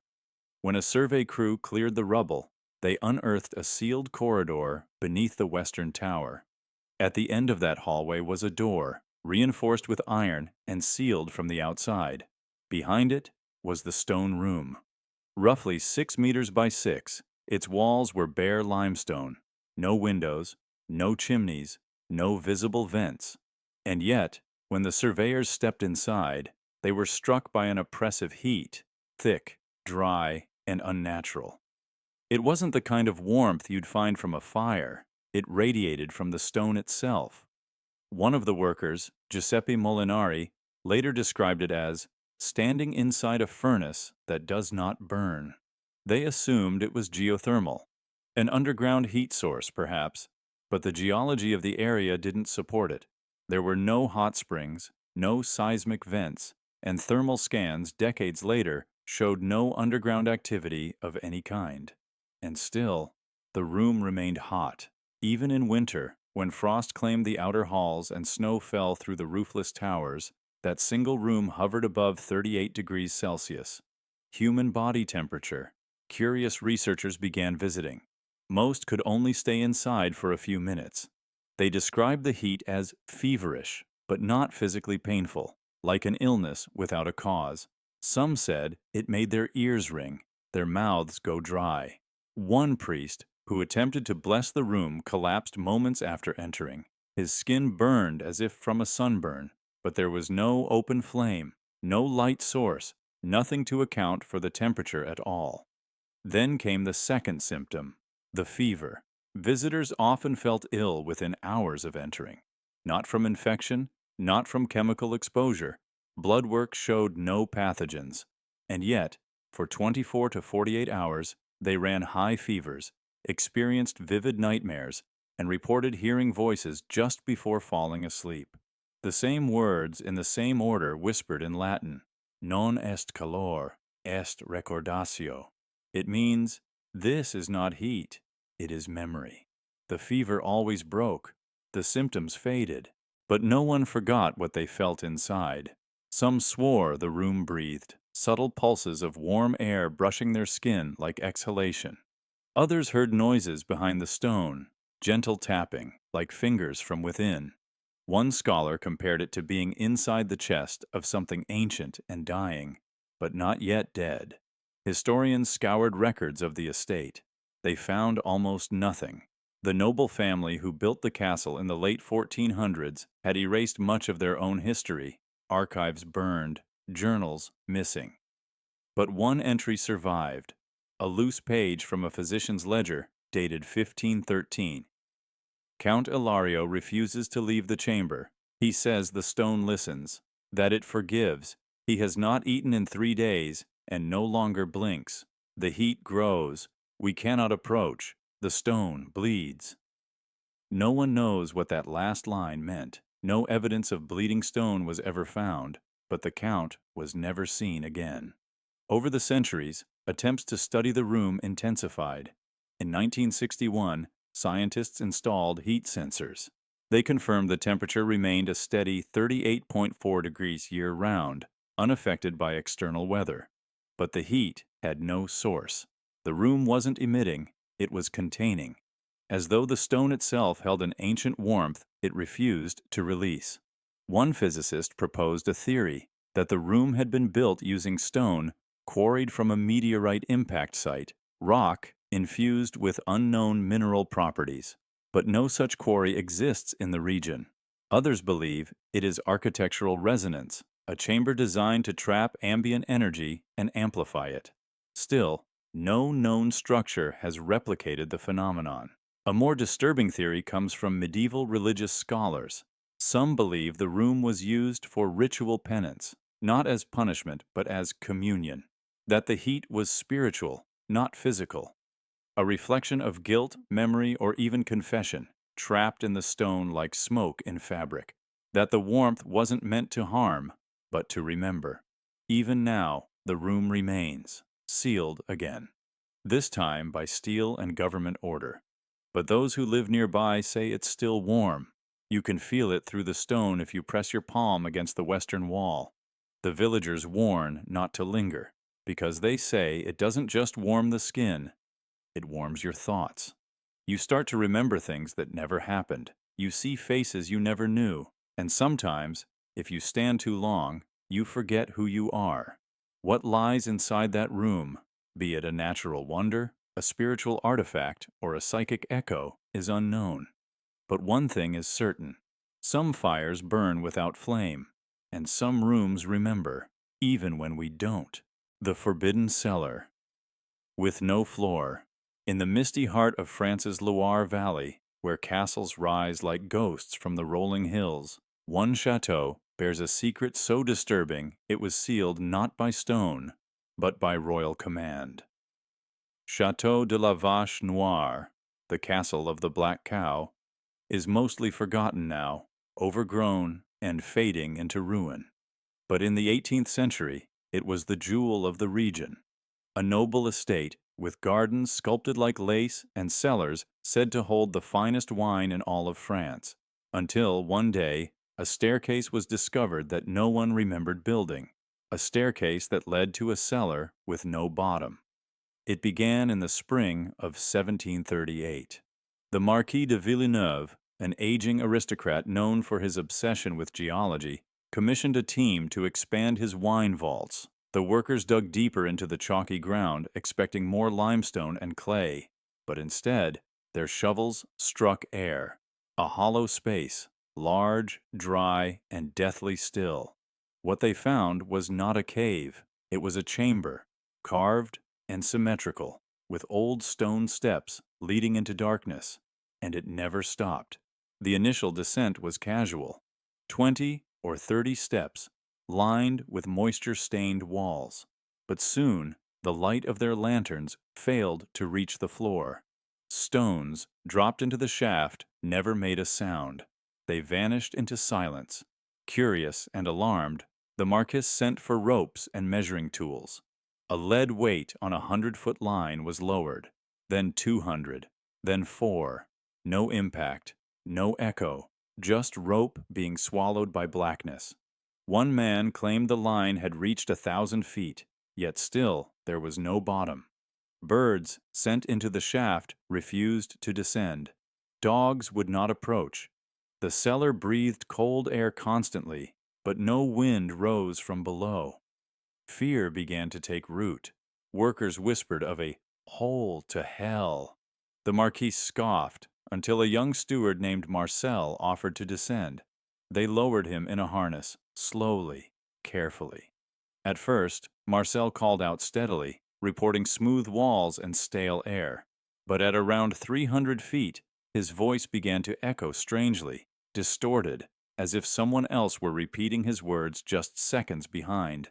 Then, silence. The rope jerked, trembled, then went slack. They pulled frantically, but Marcel was gone, vanished, as if swallowed whole. No scream, no trace, nothing. The Marquis ordered the shaft bricked immediately, but 3 days later he changed his mind. He sent for priests, philosophers, even royal engineers. They came one by one and left with pale faces and shaking hands. One report, now lost to fire, was said to describe the pit as impossibly straight, with walls that bore no tool marks and angles that bent light unnaturally. Another noted that compasses spun uselessly at the edge. One priest dropped a lit lantern into the shaft. It flickered downward for nearly a minute, then blinked out, as if consumed by something unseen. Finally, news reached Versailles. Louis XV's court, always wary of superstition and scandal, dispatched an official emissary. His name was Etienne de Chagny, a rationalist and skeptic. He descended the stairs, took notes, and returned to court with only 3 words: "Seal it forever." By decree of the crown, the entire cellar was sealed behind iron and limestone. The doorway was erased, covered in plaster, and hidden beneath wine racks. The Marquis was sworn to silence under threat of exile. Within a year, Château de la Vache Noire was abandoned. But the story didn't vanish. Over the decades, trespassers claimed to hear soft wind rising through the floorboards, despite there being no vents. Others heard tapping, like stones falling from far away. One traveler wrote of a dream he had while staying near the castle, a dream of falling endlessly, surrounded by voices that weren't quite human. In 1911, a team of archaeologists attempted to locate the sealed chamber using sonar and ground-penetrating tools. Their equipment failed to map the area beneath the east wing. The results showed an absence of reflection, as if the space below refused to be measured. Then came World War I. The castle was shelled, partially collapsed, and never restored. Its remaining walls are crumbling, choked with ivy. But locals still refer to it by the name passed down for centuries, Le Château du Trou Sans Fond, the castle of the bottomless hole. What was it? Some say a natural sinkhole, an undiscovered vertical cave, perhaps. But no cave known to science extends straight down for hundreds of meters without deviation, sound, or geological signature. Others suggest it was a shaft from an ancient civilization, or even a well dug by forgotten hands. But why build a chamber so deep and so precisely straight? Then there are the darker theories that it was not built, but left, that beneath the Loire Valley rests something we were never meant to find, a breach, a fault line in the world's fabric, a place not of earth but of absence, a subtraction carved into the body of the world. Some even believe it was once a site of ritual, a reverse altar meant not to worship, but to contain. That the cellar wasn't a mistake of architecture, but a prison. Not for wine, not for bodies, but for something far older. And maybe it still waits, in the dark beneath the ruins, where no light has touched in centuries. After all, a room with no floor doesn't decay. It simply waits to be opened. The room that sang. Gregorian chants. Atop a windswept cliff in the Scottish Highlands, where the sea crashes mercilessly below and fog hangs like a memory in the stone, stands a half-forgotten fortress once home to both noble blood and cloistered silence. The castle, originally constructed in the early 1100s, was passed down through centuries, its purpose shifting from military bastion to monastic refuge. But deep within its oldest foundations lies a legend still whispered by historians and theologians alike, the room that sang Gregorian chants. The first mention of it appears in a monastic record dated 1293, penned by Brother Aidan of the Benedictine order. He described it not as a place, but as an occurrence. During evening prayers, the monks would sometimes pause, startled by distant harmonies, ethereal voices rising in perfect unison, echoing across the stone corridors. At first, they believed it to be other monks practicing in secret, but one night, during a candlelit vigil, they realized the sound was coming from a room that, as far as anyone knew, did not exist.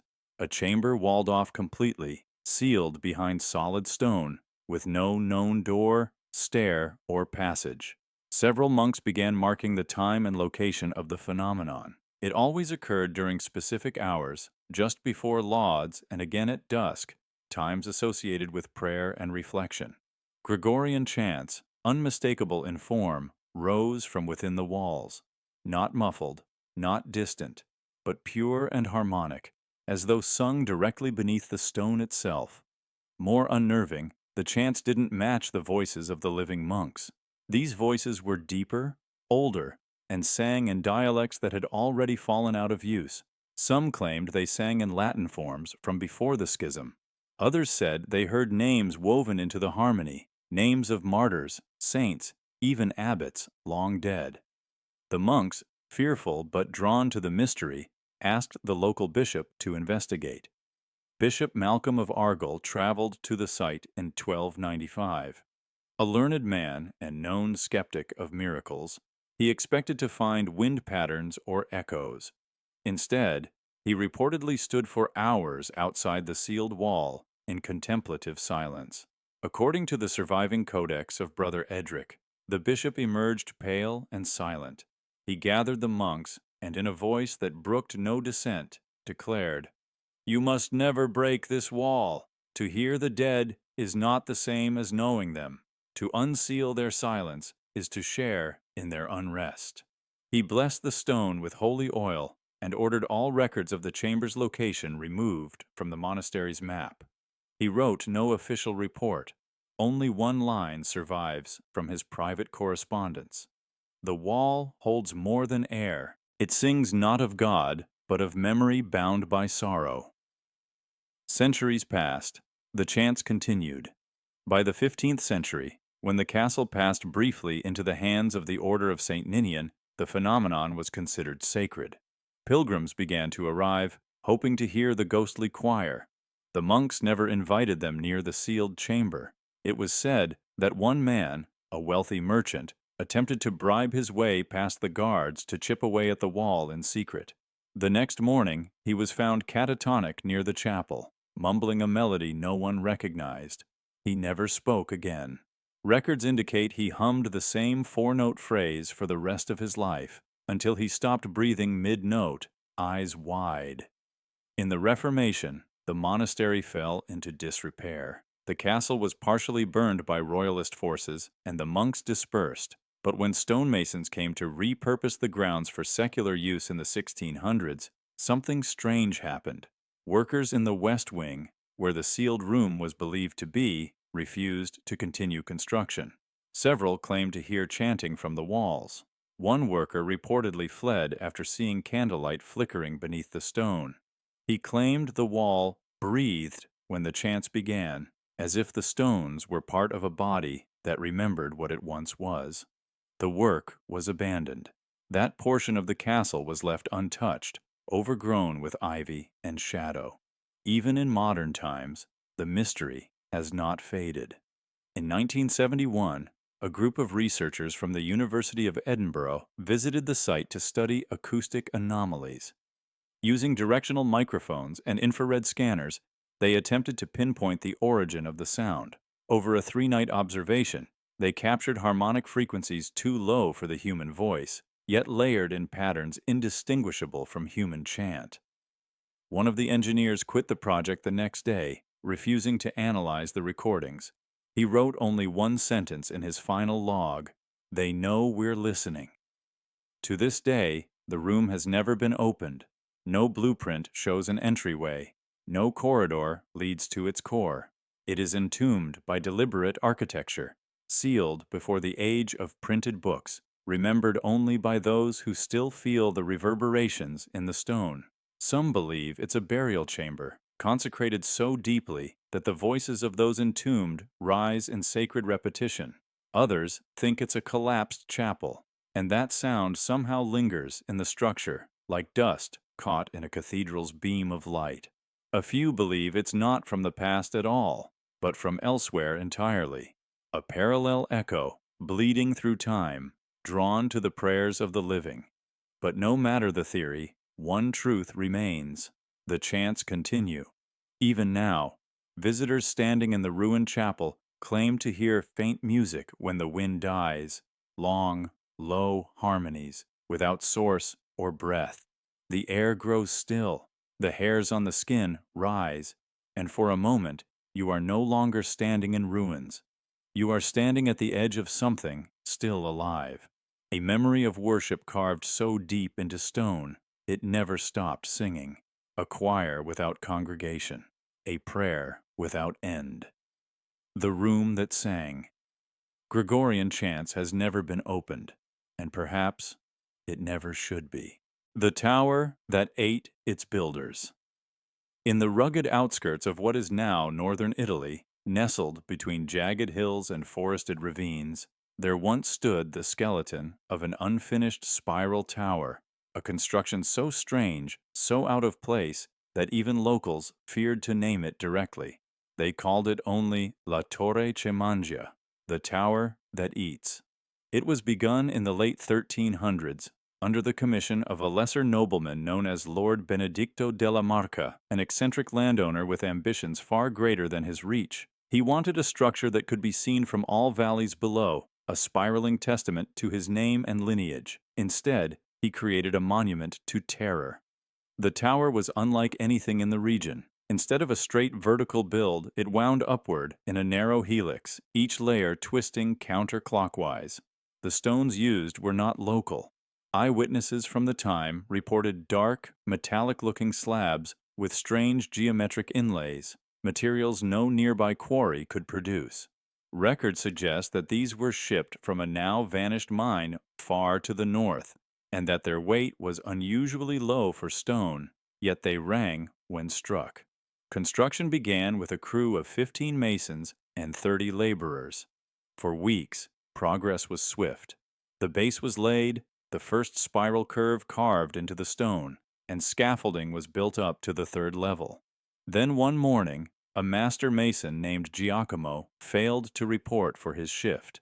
His tools were found neatly arranged on a ledge halfway up the structure, but he was never seen again.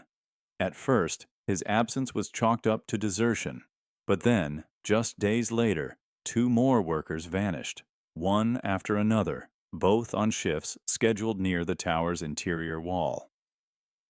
Witness accounts tell of strange acoustics inside the spiral. Whispers could travel upward and downward as if funneled by an unseen force. Tools left at the base would reappear on higher levels. One worker reportedly saw a set of chisels floating midair before vanishing into the wall itself. And always there was the hum, barely audible, low and constant, as though the stone itself was vibrating. The disappearances could no longer be ignored. Lord Benedicto, desperate to keep the project moving, brought in a priest from nearby Moncalvo to bless the site. The priest lasted less than an hour. His final words, recorded in a letter to his abbey, were chilling. This place was never meant to be touched. The stone listens. It remembers hunger. Within days, work on the tower was abandoned. The scaffolding was removed. The nobility denied all involvement, claiming it was an architectural failure, too unstable to continue. But the locals knew better. They refused to walk near it. Children were told stories about how the tower fed on breath, that if you stood too close, it would inhale you through the cracks in the stone. Over the next decades, the forest crept back. The road to the site was swallowed by brush. Travelers who strayed near spoke of hearing knocks from within the tower, even though no one had entered in years.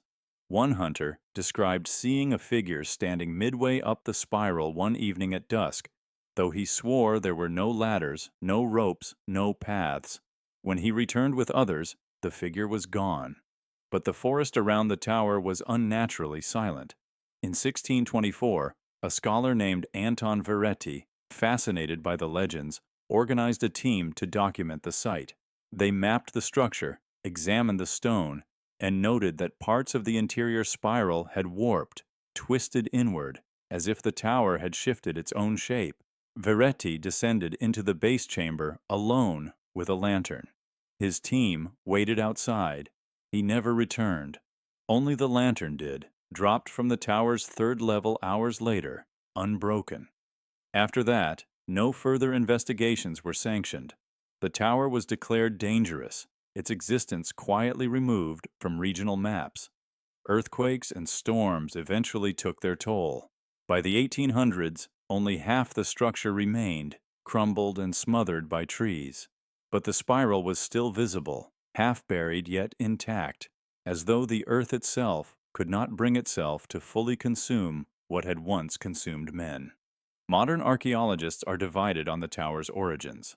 Some claim it was a prototype for a defensive lookout tower, though the upward spiral served no tactical purpose. Others suggest it was a failed attempt at astronomical alignment. But none can explain the materials. Stone that doesn't match any known sample from Italy, containing traces of compounds used in modern acoustics research. And then there's the most disturbing find of all. In 1993, a local hiker discovered part of the ruin after a landslide revealed the spiral again. Deep in one of the cracks, wedged like something half swallowed, was a tool. An iron chisel, rusted with age, bearing a name carved in Latin, Giacomo, the mason who vanished centuries ago. The tool now sits in a museum in Turin, but the tower itself remains off-limits. Attempts to scan it using ground-penetrating radar have returned corrupted data. One scientist even reported hearing the sound of tapping through his headphones, syncopated, regular, like something deep beneath, still moving. What was built in those woods? Why did the tower's stone ring like a bell? Why did it twist inward instead of rising straight? And most of all, why did it seem to open for some, but never let them leave? Some say the tower was cursed. Others say it was sentient, an artifact from a time before human memory, briefly unearthed and mistaken for something man could master. Whatever the truth, its hunger was real. The men who vanished into it were not the first to be consumed by ambition, nor the last, but they were the only ones devoured by what they built with their own hands. The chamber, where time slowed down.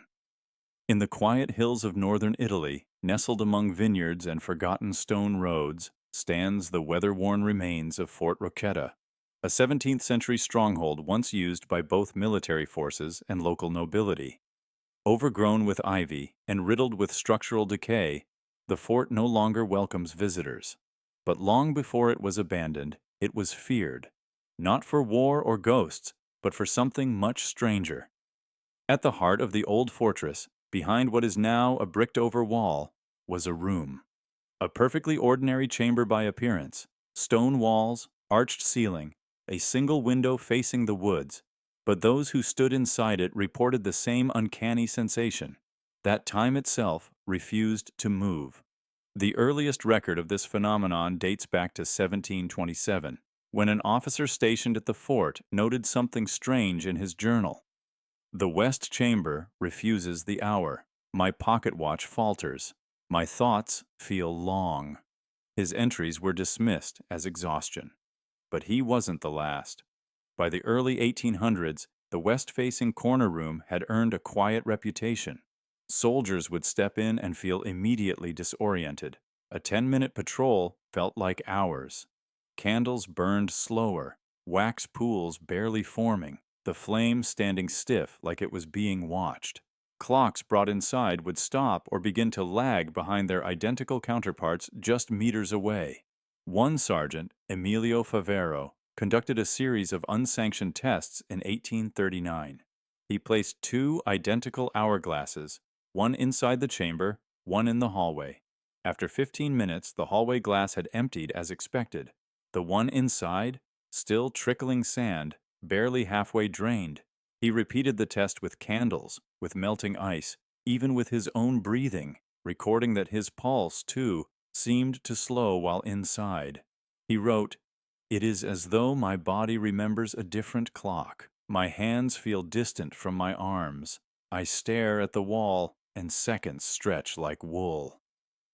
Eventually, word spread. Some believed it was a natural anomaly, perhaps a magnetic distortion in the bedrock, or an unknown form of radon gas. Others whispered of more ancient causes. The fort built atop a Roman ruin, itself constructed on Etruscan soil, where early temples once honored forgotten gods of sleep and stasis. But no theory explained everything. A clock placed directly against the interior wall of the chamber would not only stop, it would never tick again, even after being removed. The gears inside would warp, springs would coil strangely, as if melted and refrozen by something unseen. Instruments meant to measure time simply failed. Some believed it was psychological, a trick of silence and isolation. Until one day in 1894, two guards were locked inside for exactly 1 hour as part of a final investigation by the regional authorities. The supervising officer, Captain Andrea della Sera, stood watch outside with a pocket chronometer and a detailed written plan. When the hour passed, he opened the door and found both men wide-eyed, cold to the touch, with sweat dried to their skin. One of them vomited. The other collapsed. Both claimed they had been in the room for 7 hours. They described the walls breathing slowly, the window fading in and out like a mirage, and a distant hum, like thunder held between teeth. Captain della Sera ended the experiment immediately. He filed a sealed report to the Ministry of the Interior, concluding, "The chamber does not obey temporal mechanics. I do not believe it is safe." A month later, the room was sealed, not with simple bricks, but with thick volcanic mortar, lead, and iron bolts. Witnesses say the priests present didn't pray in Latin. They chanted in something older, unrecognizable. Whatever they believed they were sealing, it wasn't just architecture. It was something that bent time. Fort Rocchetta's west wing has remained untouched since. No further investigations were conducted. No clocks permitted past the southern corridor. Today, visitors are discouraged from entering at all. The chamber's location is unmarked, and the few who have tried to break through the sealed wall report violent nausea, dizziness, and, most disturbingly, lost time. One tourist claimed to have stood near the bricked section for no more than 10 minutes, only to return to her car and find her partner frantic. She'd been missing for over an hour. There is no known scientific explanation. Theories range from natural time dilation fields to electromagnetic interference to more fringe hypotheses. like standing gravitational anomalies, or the idea that the room exists on the edge of another timeline, brushing against ours just slightly. Some researchers argue the phenomenon aligns eerily with ancient stories from Roman myth of places where gods paused time to test mortals, or hidden rooms where a single step would cost you years. But none of these ideas explain the mechanical failure, the warped watches, the candles that don't melt, the silence that feels like it's staring back. Because in the end, the most haunting thought is not that time slows down in that room, it's that time notices you. That inside those walls, time doesn't pass because it's being held, watched, measured, or worse, fed upon. That maybe, deep beneath the foundations of Fort Rocchetta, there is not a chamber where time breaks, but where something else decides when it moves. So now, the room waits. Bricked in, unmarked, silent, not gone, just paused. And perhaps that's for the best, because if we were to open it again, if we were to step inside, we may not age, we may not even feel ourselves dying, but outside, the world would race ahead, and we'd be left behind, inside a breathless stillness, listening to the soft echo of seconds that never come, trapped in a place that no longer belongs to the present, because it never did. The secret room that was buried in salt, in the heart of Bohemia, where the air clings heavy with silence and the hills still hold echoes of vanished nobility, there lies a castle abandoned before its time. The structure remains intact, the halls, though faded, still whisper of wealth and power. But beneath it, beneath a narrow corridor long blocked by collapsed stone, lies a room no one speaks of anymore. A room that was buried, deliberately, completely, and eternally, under a mountain of salt.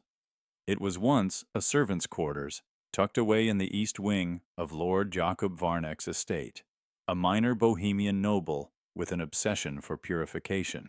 He was not known for cruelty. He was known for precision, order, cleanliness, silence. The trouble began in the winter of 1712. A young maid named Clara was found at dawn, hanging from the rafters of her chamber. Her hands were not bound. Her door was locked from the inside, but carved into the wood near her bed were the words, "They walk at night." At first, it was dismissed as a tragedy, but then another servant, a cook, was discovered dead at the foot of the same stairwell, his skull fractured, his body curled unnaturally. His final journal entries spoke of hearing soft footsteps in the walls and laughter echoing through the drains. By spring, 3 more had died, all in the same wing. One leapt from a balcony, another drowned herself in the rain barrel despite being terrified of water, and the third was found motionless on the stone floor of the eastern corridor. No wounds, no poison, no sign of struggle. Just one hand pressed to the cold wall, and a look of terror so pure the priest who gave her last rites would never speak of it again. Lord Varnek ordered the wing sealed, but then something changed. He didn't demolish the rooms. He didn't wall them with brick or iron. He brought in wagons, dozens of them, each filled with one thing, salt. Over 2 nights, under strict orders, laborers filled the entire eastern wing, floor to ceiling, with coarse gray salt from the mines beneath Stramberg. When questioned, Lord Varnek said only this: "The stone remembers, the salt forgets." No one was allowed inside again. The doors were bricked shut, and the family relocated to Vienna. The estate passed through several hands in the centuries that followed, but the eastern wing was never reopened. No one dug, no one explored.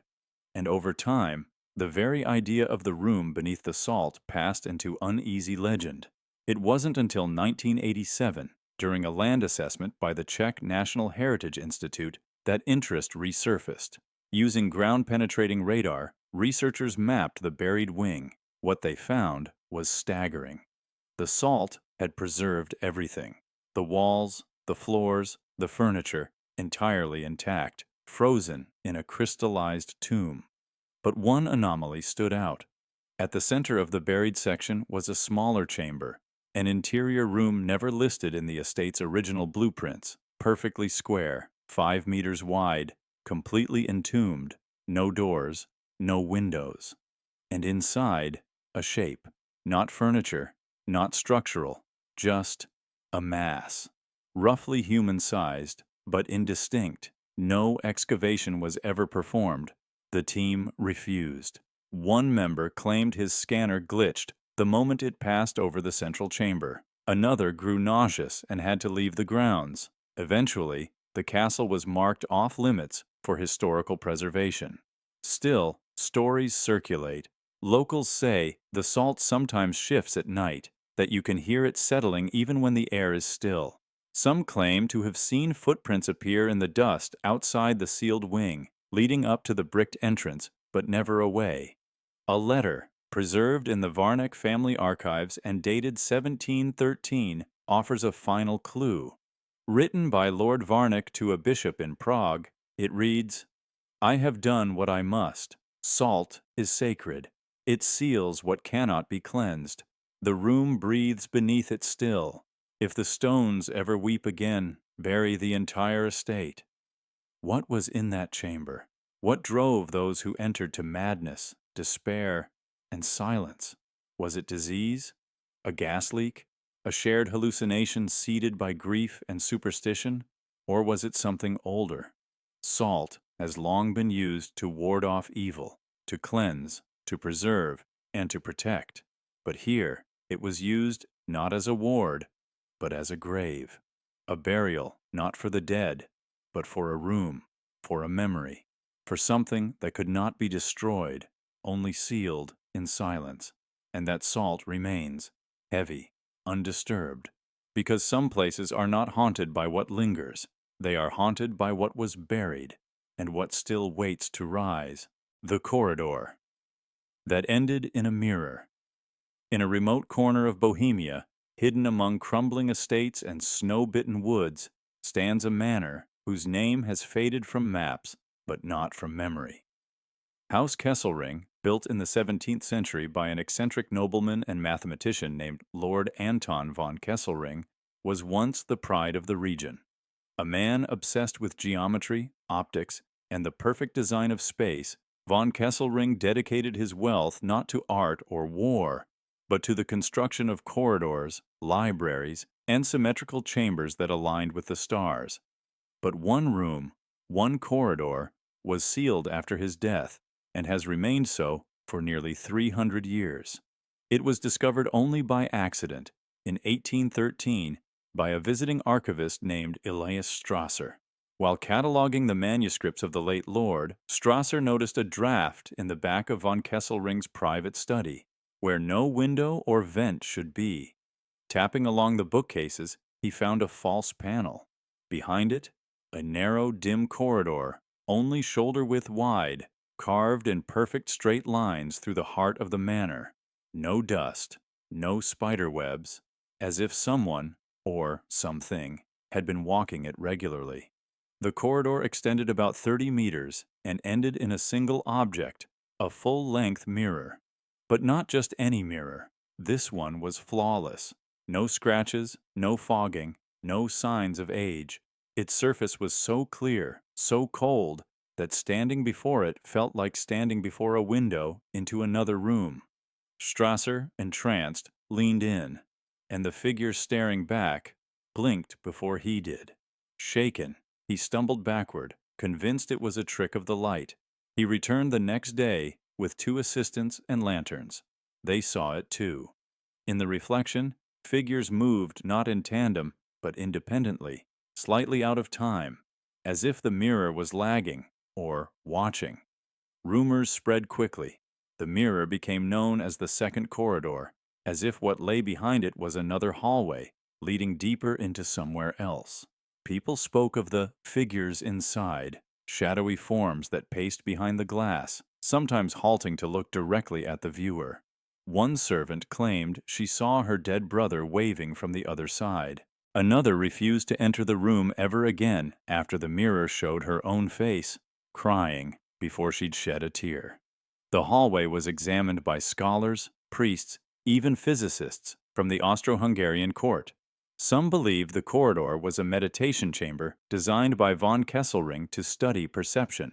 Others believed it was an experiment gone wrong, an attempt to construct a space where reality could loop back on itself. One mathematician noted something strange. No matter how long one stared into the mirror, the reflection never showed the entrance to the hallway. It only showed the viewer, and what was behind them never matched what was real. Eventually, a Jesuit scholar named Brother Raymond was permitted to spend the night inside the corridor under the assumption that divine clarity might expose the illusion. His notes, recovered weeks later, were erratic. He wrote, "I saw myself approach. I saw myself enter. I did not see myself leave. Then, there is no corridor, only the seeing and the seen." He vanished. Soon after. No signs of forced entry, no sound, no escape route. The corridor was once again sealed, this time under orders from the Bishop of Litoměřice. Wax seals and iron braces were added to the study walls. The entrance panel was hidden behind a false bookshelf, never to be opened. But the mirror remained. Years later, in 1904, a German photographer named Herta Löwe was granted limited access to photograph the manor's interior. One image, never published but held privately in a collector's archive, shows the faint outline of the corridor. And though the door was supposedly shut, in the photo's far background, just within the mirror's frame, stands a dark silhouette, watching. Theories have varied wildly since. Some claim the corridor was an architectural trick, using reversed glass and angled mirrors to create an illusion of depth and movement. Others believe it was a form of psychological experimentation, an early form of sensory manipulation meant to disturb perception and reveal layers of the self. But a few believe something far stranger. They point to von Kesselring's private diaries, where he writes, "Every reflection is an argument. The light returns because it must, but the soul, sometimes, does not." To him, mirrors were not decorative phase. They were thresholds, precision-engineered doorways to somewhere adjacent. Not another world, but a distorted repetition of this one, lagging behind, or racing ahead, or fractured into infinite potentials. The corridor, in this view, wasn't a hallway at all. It was a funnel, and the mirror was not reflecting reality. It was choosing which version of it to return. Today, Haus Kesselring is fenced off. The upper floors have collapsed, but the study, they say, still stands, sealed by generations who do not dare to look inside. Locals warn that if you press your ear to the east wall on a quiet night, you can hear footsteps pacing behind the stone. And if you ever found the corridor again, would you enter? Or would you stare into the glass and see yourself turning back? Only you never did. And maybe you never will. The staircase that didn't exist. In the faded records of a once prominent English estate, one now reduced to crumbling ruins and ivy-choked stone, there exists a mystery whispered only in the margins of dusty chronicles, the tale of the staircase that didn't exist. The estate, built in the late 14th century by the Montrose family, was known not for its grandeur, but for its peculiar architecture. Hallways that ended abruptly, fireplaces with no chimneys, doors that led to nothing but stone. But the most enduring enigma of all was a staircase described in multiple sources over several centuries, yet never found by modern explorers. A stairway, hidden behind a tapestry, that led downward into the earth, and then vanished from the face of history. The earliest record of the staircase comes from a 1411 ledger, written by a steward named Geoffrey Lambrook. In a log detailing repairs to the West Hall, he mentions the cloth-hung arch at the southern wall, beyond which lies the spiral descent to the Chamber of Salt. No plans of the castle show such a chamber. No maps record a staircase in that location. But Lambrook wasn't the only one to mention it. In 1478, Lady Eleanor Montrose herself wrote in a letter to her cousin, The storm raged all night, and I fled to the salt chamber below the south arch, wrapped in my shawl. The tapestries brushed my face as I passed them. She then describes walking down 43 turns of the stone coil before reaching a chamber lit by a single glassless slit where barrels and preserved meats were kept in cold silence. This same chamber is referenced again in 1502 by a visiting priest, Father Ambrose Melfort, who described giving last rites to a dying servant below the main floor down the south stairway. He called it a place without wind or season, damp and echoing with the sound of dripping water. What's remarkable is that the descriptions all match: same location, same descent, same eerie chill. Yet none of it exists now, not on any diagram, not in any survey. In 1623, the estate underwent its first major architectural review under King James I. Sir Harold Brentmore, a royal surveyor, visited the castle and noted several anomalies. In his meticulous notes, he listed a heavy tapestry affixed upon a wall in the west wing, solid behind, no indication of recess or arch. Yet local accounts insist a stair once lay hidden beneath. He instructed that the tapestry be removed. Behind it, solid stone. No seam, no arch, no hollow. The incident was chalked up to local myth, but not everyone believed that. In 1710, during a particularly bitter winter, the then current owner, Lord Charles Montrose, insisted the family retreat to the lower chamber, claiming it was warmer than the rest of the castle. His staff reportedly grew anxious. Some refused. According to one journal left by a governess, we gathered by the south wall, but no passage revealed itself. The tapestry hangs still, but the way is gone. That winter, one child disappeared. 9-year-old William Montrose was last seen near the west wing, playing alone. Search parties scoured the estate. No trace was found. Some claimed he had fallen into a well. Others said he fled into the forest. But one servant, interviewed privately, whispered that the boy had been seen pulling back the tapestry. His words were dismissed. Yet that same night, several staff claimed they heard footsteps echoing beneath the stone floors. The boy was never found, and after his disappearance, the tapestry was nailed permanently in place. The estate fell into decline. By the 1800s, it was little more than a curiosity for historians and poets. One such visitor, Lord Byron's friend Thomas Alcott, wrote of his visit in a letter, "There is a hallway in the west wing where cold air leaks from nowhere. You pass a tapestry woven with roses, and swear you hear stone beneath your feet that does not match the rest. The sense of downward space denied." Even modern ground-penetrating radar, used during a 1981 archaeological expedition, yielded nothing. Scans showed no hollow behind the wall, no stairwell, no chamber, only solid earth and stone. Yet what makes the story more haunting is this: the tapestry remains, still hanging, still in its original position, now faded and moth-eaten, depicting a garden scene with a flowering arch and a blackbird flying downward. Visitors say the air there is cooler, that cell phones lose signal, that sound dies quickly as if muffled by something beneath. And then there are the dreams.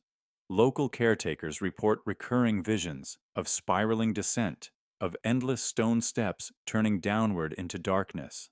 Some see the boy, others hear singing, faint and echoing, as if from beneath centuries of silence. There are theories, of course, that the chamber was real and later filled in, that an earthquake or structural shift sealed it forever. Some even propose it was never a chamber, but a trap, a vault built over some darker purpose, later erased from memory. But the most compelling idea is that the staircase did exist, once. That time, or will, or some unknown force, removed it, not from the castle, but from perception. A memory that refuses to be mapped, a path that can only be found by those meant to descend it. No one has ever reopened the space. The stone behind the tapestry remains unbroken. Yet those who stand before it say they feel something, not presence, but absence, a hollowness where there should be none.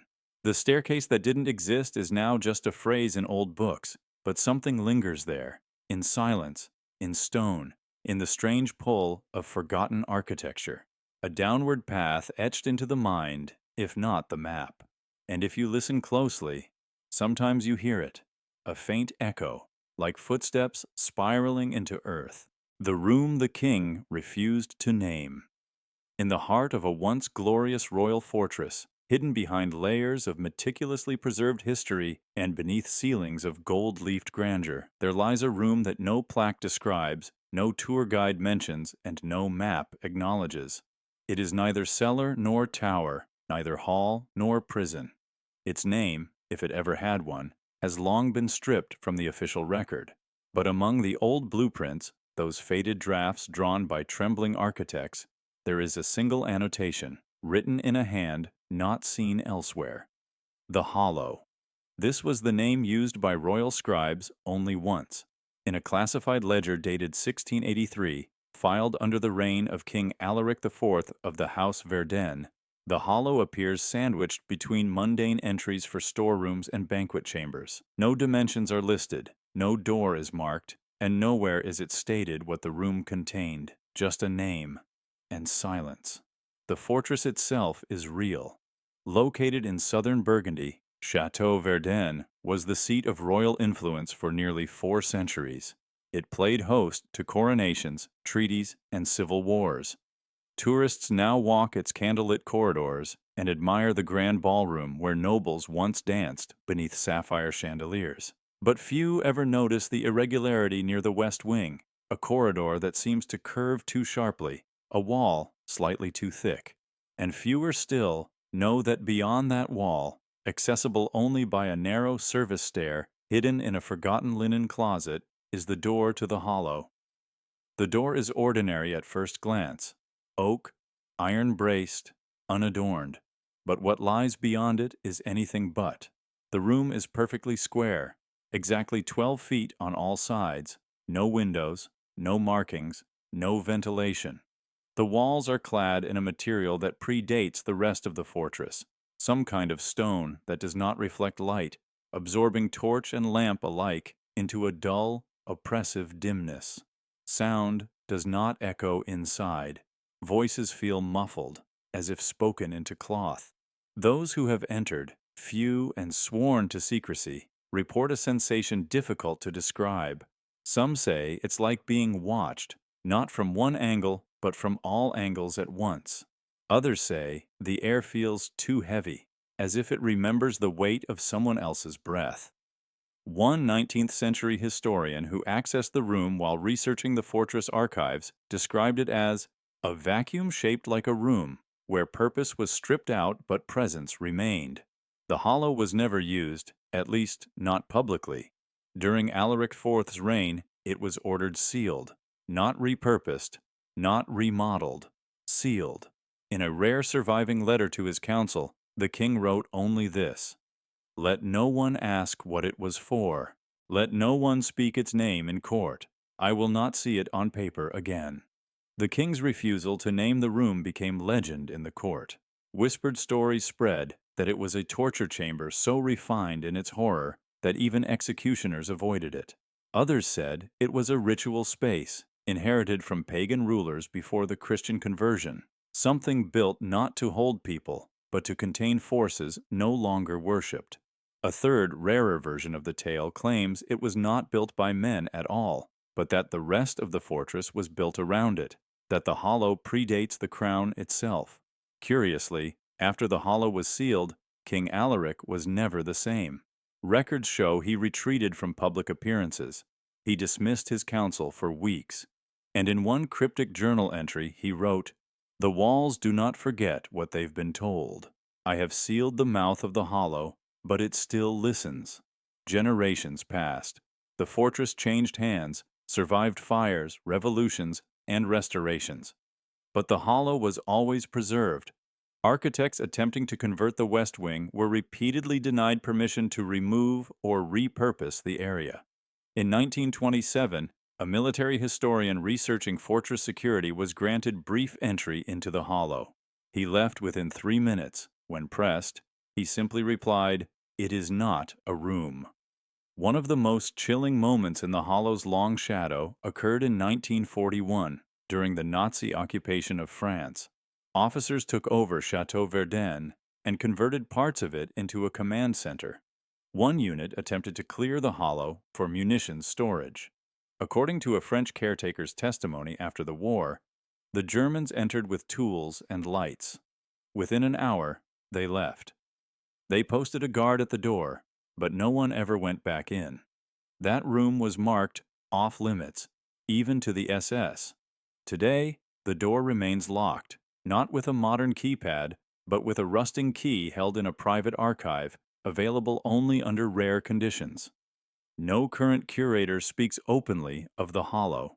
Tour guides redirect questions with a smile.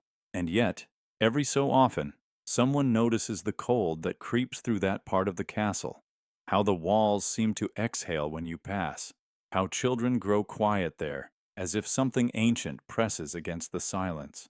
No documents describe what was done inside the hollow. No royal decree explains its sealing. No law forbade its naming. Yet no name was ever spoken again. All that remains is a room not used, not erased, but simply unclaimed. And still, behind that thick oak door, it waits, unnamed, undisturbed, and somehow, impossibly, aware.